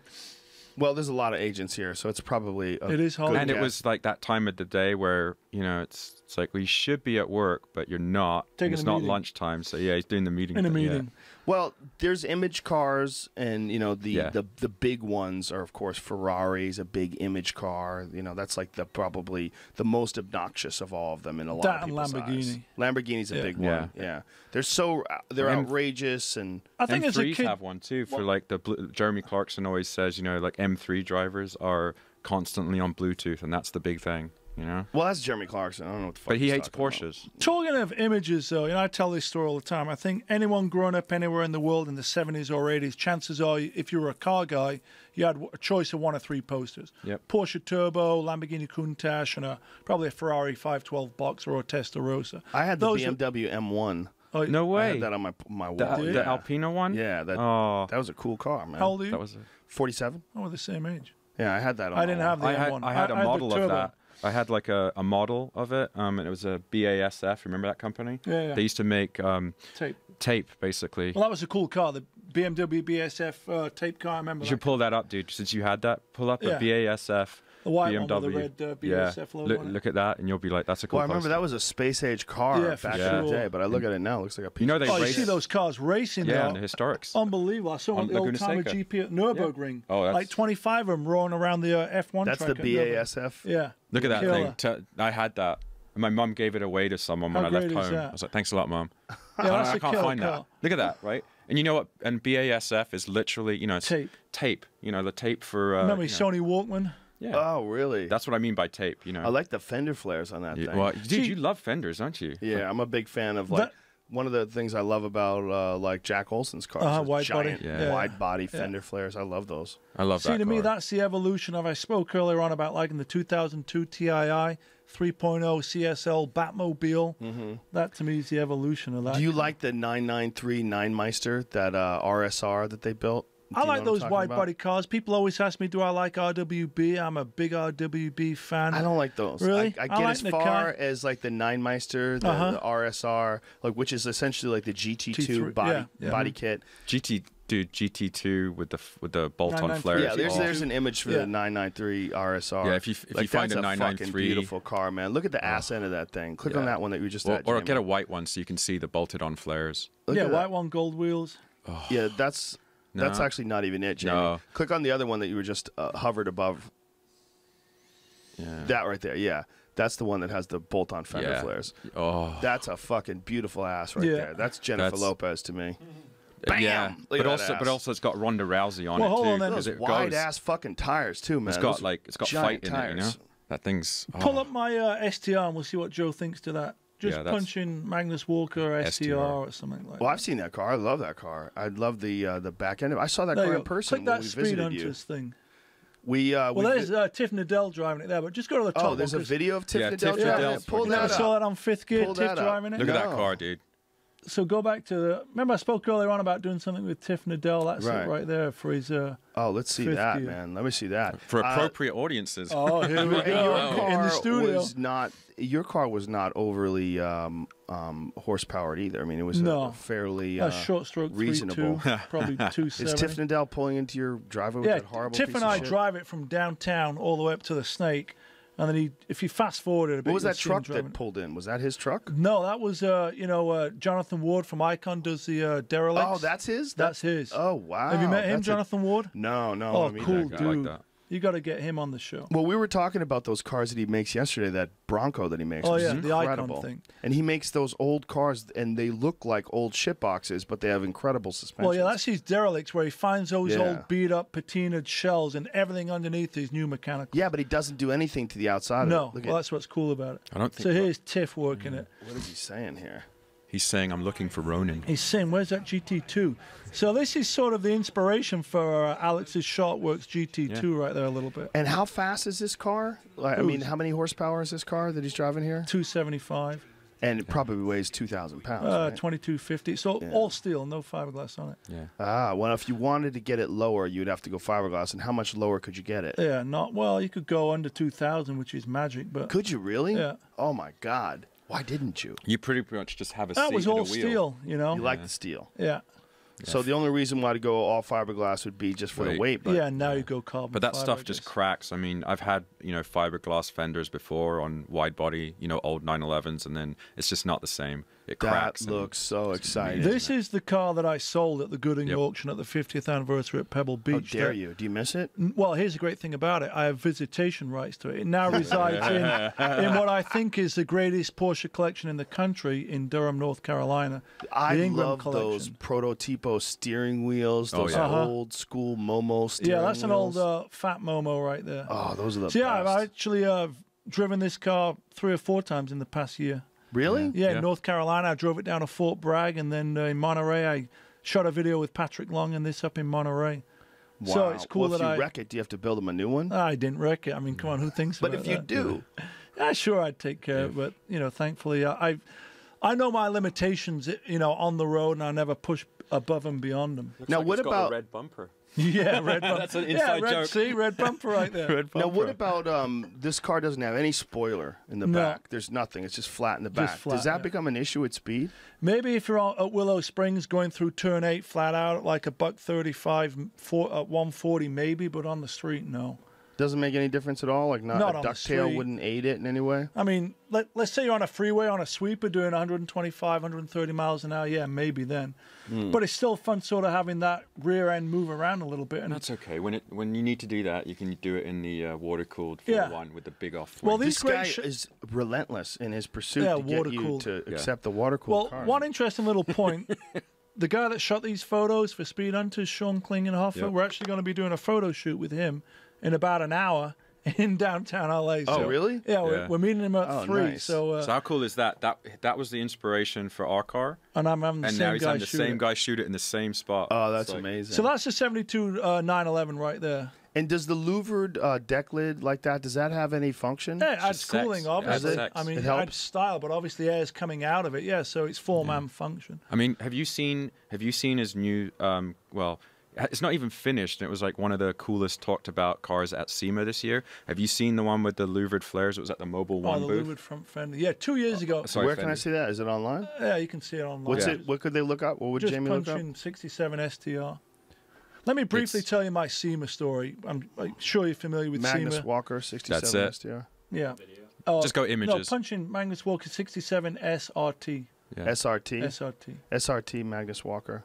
Yeah, Yeah. just put Magnus Walker. Oh, dude, top down right there, Well, right there. click that one on the left. So let me tell you my Mobile One story real briefly, or my SEMA story. 2 years ago, I snuck into SEMA on someone else's pass. And if you go back to that, this year I got invited by Mobile One to display 2 cars in their booth, which had 3 cars. The other one was a Pro Touring sort of 67 Camaro. But that's just how crazy my life had become in the past 2 years. From sneaking into the SEMA show in Vegas, which is the biggest sort of aftermarket specialty equipment show, to being invited by Mobile One. All from one documentary. Yeah, I never thought that. None of this has been scripted. There's no PR person behind. It's me and an iPhone saying. Well, that's what I enjoyed yes, about 95% meeting you of There's the no time. agent. at your there's no agent at your here. shop. We met, the way we met is my friend Todd Messero, who is the producer of my show on Sci-Fi. Todd is a Porsche guy. He owns a 993, loves Porsches. And we were talking about you. I showed him the video. We'd gone back and forth. And he goes, we're going to be in downtown next week. Like, let's contact Magnus. Let's go see if we could see his shop. So he called you. You answered. I answer the phone and all then the time. you guys had a conversation. And after we shot, we just drove down and hung out with Magnus for a couple hours. It was Sure. I awesome. Happens all emailed the I time. emailed him right before the Jay Leno show and right after, and I said, "Is it still okay to come?" Right, and he's like, "Yeah, no." It was like Friday at 9 p.m. I arrived there. Fucking gate opens. And he's my in wife there. was real His happy. wife was real happy, and then he's like, "Oh, cool, man. I was just reading about it on the cover. Blah blah blah." And I'm like, "All right, we'll go for a ride." Yeah. You want me to drive it? So I hear him wailing around. Well, not wailing, just Oh, this putting is around. Sorry, 4.1. putting around in the 4.1 GT3 RS. And Dan, who's in the passenger seat, is telling me later, yeah, he's going like, just one more lap, just one more lap. And right before he got Car's in the car, intoxicated. right before he gets in the car, sorry, this is going to throw you under the bus a bit. He's talking to his wife, Karen, and going, "Oh, I've just got some stragglers in. The last ones of the day, I swear. I'm just kicking them out right now. I'm just kicking them out. I'm kicking them out. I swear, I'm coming over." Right? And 70 freaking laps later. I got to throw out props to my wife, Karen. I've been with her for over 20 years, and Yeah. That's why I'm the luckiest guy in the world. Is I've got, first of all, she's beautiful. She's my Georgia peach, and she just allows me to be this crazy fool, sort of, you know, enjoying my life. But without her, I don't think we'd be here today. So You're not henpecked, is what you're trying to say. I'm just saying I love my wife, and she's super supportive. Yeah. No, is what I'm saying. Dude, my wife for my birthday, before I even had a shop, this is what she got me, was a set of the first Brembo GTR brakes that I could put on my really fast turbo, and she helped me install nitrous lines when I was, you know, drag racing that's it a keeper in the right there. intercoolers. That's That's fucking a keeper. badass. So she makes video games. So is there another way to take those naturally aspirated engines and get them anywhere Jonah, near as powerful as that 800 horsepower that you have in that GT2? Is there a way? I mean, have we reached the limitations? I mean, the limitations essentially on the air-cooled cars, it gets up to like 450, and it's like, didn't Nine-Meister get? Oh, they got a 993 engine up to like 450 horsepower. I mean, it's really pushing a round thing through a square peg, you know, or whatever the freaking thing is. I don't think you need 800 horsepower with an early. All the electronics. Yeah, but I'm not asking whether or not you need it. I'm saying, is it possible? I mean, have you? I don't think you can get 800. But there again, I'm not building out of a naturally aspirated. I'm not talking about an early car. I'm talking about like your car, the 4.1. You got up to 560. Yeah. Like, what is the limitation? Is that it? So that's an interesting question. So you can make more, but what's the delivery of more? So we probably we could you know, bore and stroke it out to 4 point whatever we want. 4 point what? I mean, how much? 4.3, 4. Really? You know, it's been looked at and the math's been done. The problem is, and we've tried certain things. What happens is the pistons get larger. You know, they get heavier. Then it stops feeling like a GT3 and feels like a, you know, sloppy V8 or shitty V8. You know what I mean? Oh, because there's more weight in the back? Yeah, well, there's more weight. Would it you know, be? I mean, think about heavier pistons and balance, you know? Okay. I mean, you can add more displacement, but how are you going to do that? There's cost involved in terms of more weight. More weight is the enemy in a GT3. Just go get a muscle car. Yeah, exactly. You want to be revving. Part of the thing with that 4.1 is that I thought it was still a GT3. Like, you get in it and it's like, it's still related. Like, it's related to your 3.9. Oh, yeah, right? For sure. It's not like the GT2. So you could technically make a big, you know, I mean, the GT2 doesn't rev the same way, you know? It feels heavy. It's got heavier, stronger components in it. I think Joe needs to drive 277. I think he does. I do. I'm pissed that it's raining. I think you need to drive that. You do. And then you probably need an early car in your stable, I think. And that way you can sort of see how the less is more, lightweight, smaller displacement, work a little bit harder approach to getting a thrill out of driving is. And then you'll probably have the best of both worlds. Mentor me, Magnus Walker. Help me. We'll just go for a drive. That's all we're going to do. Well, we talked a lot about that. I mean, we talked about, Alex and I actually talked about him building me a 964. We talked about that. That's a thing I want to build, a lightweight 964 RS-inspired car. Oh, you come to the right conversation. How light can you get one of those? They start out pretty heavy. They're actually heavier than a 993. Really? Mm-hmm. Why is that? Yeah, just the time period, you know? They got heavier and heavier. So a lot of people, they were sort of hated on a bit. Now they're really popular because they looked kind of awkward. They're in a weird middle stage. Yeah. It's like the end of the road for the early styling, moving into the 993. Porsche guys are fickle, aren't we? We always like 964 was the unloved 911. I mean, you could find them all day long under 20 grand, but now not anymore. Those days of the tables have turned. You know, technology was different then, a lack of it, I should say, and it was just heavier. Well, Piston Heads featured this really, really nice one recently, a white one that was like really radical. Look at you, Piston really Heads. I'm impressed, dude. I'm impressed. You're bringing out the English flag. Yeah. Look at that. He's an Anglophile. Yeah, he is. Is that what we call him? Well, that one that they did do though, that 1964 was very nice. It's sexy. Really lightweight, and just I think the license plate said Growler or something like that. The thing that sucks though, and this is that's my buddy's car, Alex Bermuda's car, the white one. Have you driven that car? Yes, I have. What's it like? A great car. A story with Alex, punching Alex Bermudez because I got him into the Porsche owner club, and now he's become Piston a really Head 964 Growler. Pull up Growler. Oh yeah, or just punching Alex Bermudez. I follow him on Instagram. There you go. There it is. Oh, no, the back went back. One. Yeah, he's a local guy. That's it. Yeah. Yeah. Oh, is that your wall? No. I thought it was. But Alex is a cool guy. I was his first driving instructor with the Porsche owner club, and he runs a spec Boxster. And my buddy Tyson Schmidt that used to work at TRE built that car, and then Alex bought it from her and did his own customization. What's that like on to it. drive? Is fast. it like one of your lightweight cars? It or feels like 277 pumped up. These sort of these stepping stones. To me, that's the in between 277 and the GT3 3.9.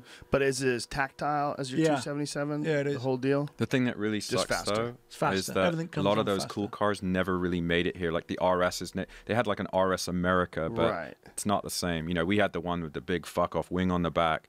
You know, plexiglass windows, and you know. Sort of, Yeah. it's a shame in a sense that the States never gets a lot of these great cars. You know, like Yeah. the 73 RS never really officially came in here. And is that because of safety regulations? And they don't want to crash him, I guess, or whatever. Yeah. Not everyone's Bill Gates, or he doesn't want one, maybe. You know. Yeah.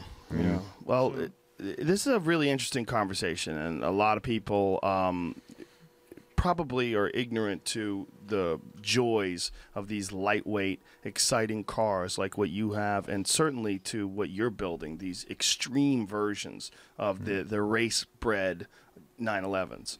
You know, they're fascinating cars. It's a group of people that enjoy them, that it generates such incredible loyalty and passion. You know, it's really unlike most cars in that sense. Yeah. Well, I'd not even met you, and the first phone call we pretty much had, like I was like, man, he gets it. You rattled off all this stuff about GT3s, you know, Yeah. and because you had the 2010, and I'd had it, so I'd had that connection, and yeah, you'd watch the video, and I pretty much, you know, we just kind of riffed for like an hour or so after work. You literally didn't wanna shipped him stop. a brand new car? That was Yeah, the he story? did. Yeah. You haven't You even never seen me. took No. delivery I of didn't it. even No, met you him. never met Wow, him. that's I pretty just saw my crazy. wife's video. That's it. Wow. Saw my wife's video. I gotta I go saw back that and see video. this video. Well, that video of the green The Kermit. Kermit. You've never seen that video? No, but Throw I'm that gonna go do bitch my up. homework. That I think. bitch Throw that is- Yeah, bitch pull up. that up. 3.9 I've seen the car. GT3 Kermit. Bear in mind, it was done on her Avid station back before we had high-def cameras. Hey, it 'cause it's didn't matter. 2007. Got Joe interested. Doesn't Here we matter, are. man. Throw up the video. Look at that sick bitch. Yeah, Porsche versus Ferrari. That's a good one. When you see it, it smokes this not even a stock 458. It's a 458 that's been modified. 430. Right? Yeah, this was it on a 430? Battle. Right, It was a 458 430. That's the new That's one. the new one. Yeah, 438. this was back at Beale Air Force. They shut down. This is how great is America. They shut down Beale Air Force Base so that we could film a TV show with Tanner Faust and Paul Tracy, who drove. This was the one you were talking Yeah, about. yeah, and it was Boy, is what that was the show shaky as called? fuck. again? What is she holding that with an iPhone? No, or no, she's not. No, pogo stick? no. She's doing the editing. I'm doing the. She's not. Yeah. Who's driving? Tanner and... Tanner's driving the green car, and Paul Tracy's driving that one. Look at that that shit. fucking wheel spin off that baby. Yeah, that's your car, baby. That's That's yours. your, just a green version of Well, it. talking of Tanner, I just saw you post on Instagram that he's liking the GT2. Yeah, yeah, he likes it. Yeah. Did So you drive that thing? not yet. Yeah, he's got an invitation. That's the guy you want driving that fucking thing. That's that guy's and Chris a madman. and Chris Harris. Did you ever see? Yeah, and Chris Harris. But Tanner Faust is a real race car driver. No, I've Cool taken guy, laps too. with him, dude. Yeah. He's also Rockstar. Yeah, a lot of people don't sort of give him credit, but you know, because he's a drift boy or whatever. But he beat like Michael Schumacher, you know, in the Race of Champions. And I've driven with him like on the track in my cars that I've built, and I didn't even know they could go that fast. I didn't know that he wasn't going to use any brakes. I mean, he's an animal, dude. Doesn't he use brakes? Just lightly, just to set the car up. That's Get it. some front end Yeah, right, exactly. balance. I was just like, you're coming in really fast. There's a wall right there. And he says, yeah, that's really close, you know, as he's turning. And he just lightly taps it. And we're flying around well, he compresses the suspension so much at the hairpin of Sears Point. And this was for Speed Channel, that the front lip that I had on there, literally it touched it and it exploded. It shattered. We thought like we blew a tire. And the guy that owns the track says, "Oh, I've seen that a couple of times on, you know, the Cup cars. Just compression. You know, and he's doing that on our street car. Yeah, just compression. How could that be avoided? Can you not avoid that? Raise it. Not go quite as fast. You not have Tanner Faust drive. I don't know. Have you ever seen the video on Top Gear, the U.S. version, where he's taking this Corvette Z06 around this industrial area? Yeah, He's that was one of racing the a early motorcycle? ones. That was one of the early ones. Holy shit, is it wild? haven't You're seen it. watching He's a him- stud. Oh, He's a he's an stud. animal, the way He's a that guy drives. And He he's knows super what the nice. fuck he's doing. It's so, like, precise and surgical the way he's taking corners. Well, on that TV show, it was called Battle of the Supercars. It wasn't the world's greatest show, but like I said, they shut down a stealth, that's where they fly all the UAVs that kill all the terrorists. That's where they operate. It's Beale Air Force Base. Like, we weren't even allowed to look in certain directions, and there were lines with people with guns that would shoot you. Maybe take your iPhone. They would shoot you if you looked? Don't look. Don't even look. I don't know, dude. Don't look and don't cross. Don't step over this line. Right. Yeah, there's a flair for the drama. Have you noticed? A little bit. Yeah, no. Well, no. I got to drive the car with a U-2 spy plane taking off, and I was like the touch and go car, basically. And he's like, "Don't get any closer, or it'll burn your fucking paint off." Yeah, I would imagine. Yeah. Right? Those jet engines. Yeah. That's a badass little ride there. Gentlemen, we're out of time, but this has been a lot of fun. It's been emotional. Yes, and people need to watch your documentary. If they haven't seen it, it's Urban Outlaw. It's available on Vimeo. It's beautiful. It's magnificent. You're going to want to buy a Porsche. If you do want to buy a Porsche and you want to get crazy, if you want to get a GT3, send it to this guy. Fuck it. You only live once. If you can afford to, send it to Sharkwerks. How bad can it be, right? Juice that bitch up, and That's right. you'll be flying in no time. Thank you, gentlemen. Really appreciate it. A lot of fun. Magnus Walker's on Instagram. Sharkwerks is on Instagram, and Sharkwerks, WERKS, on Twitter and Instagram. Gentlemen, always a pleasure. Good times. Get that fucking shark out. Get out and drive. Get out and drive, Get out and bitches. drive. There we go. Rock on. Rock on. Whoa. Okay, that's a wrap. Look at you. Thanks, Whoa, man. 3 hours went pretty quick right there.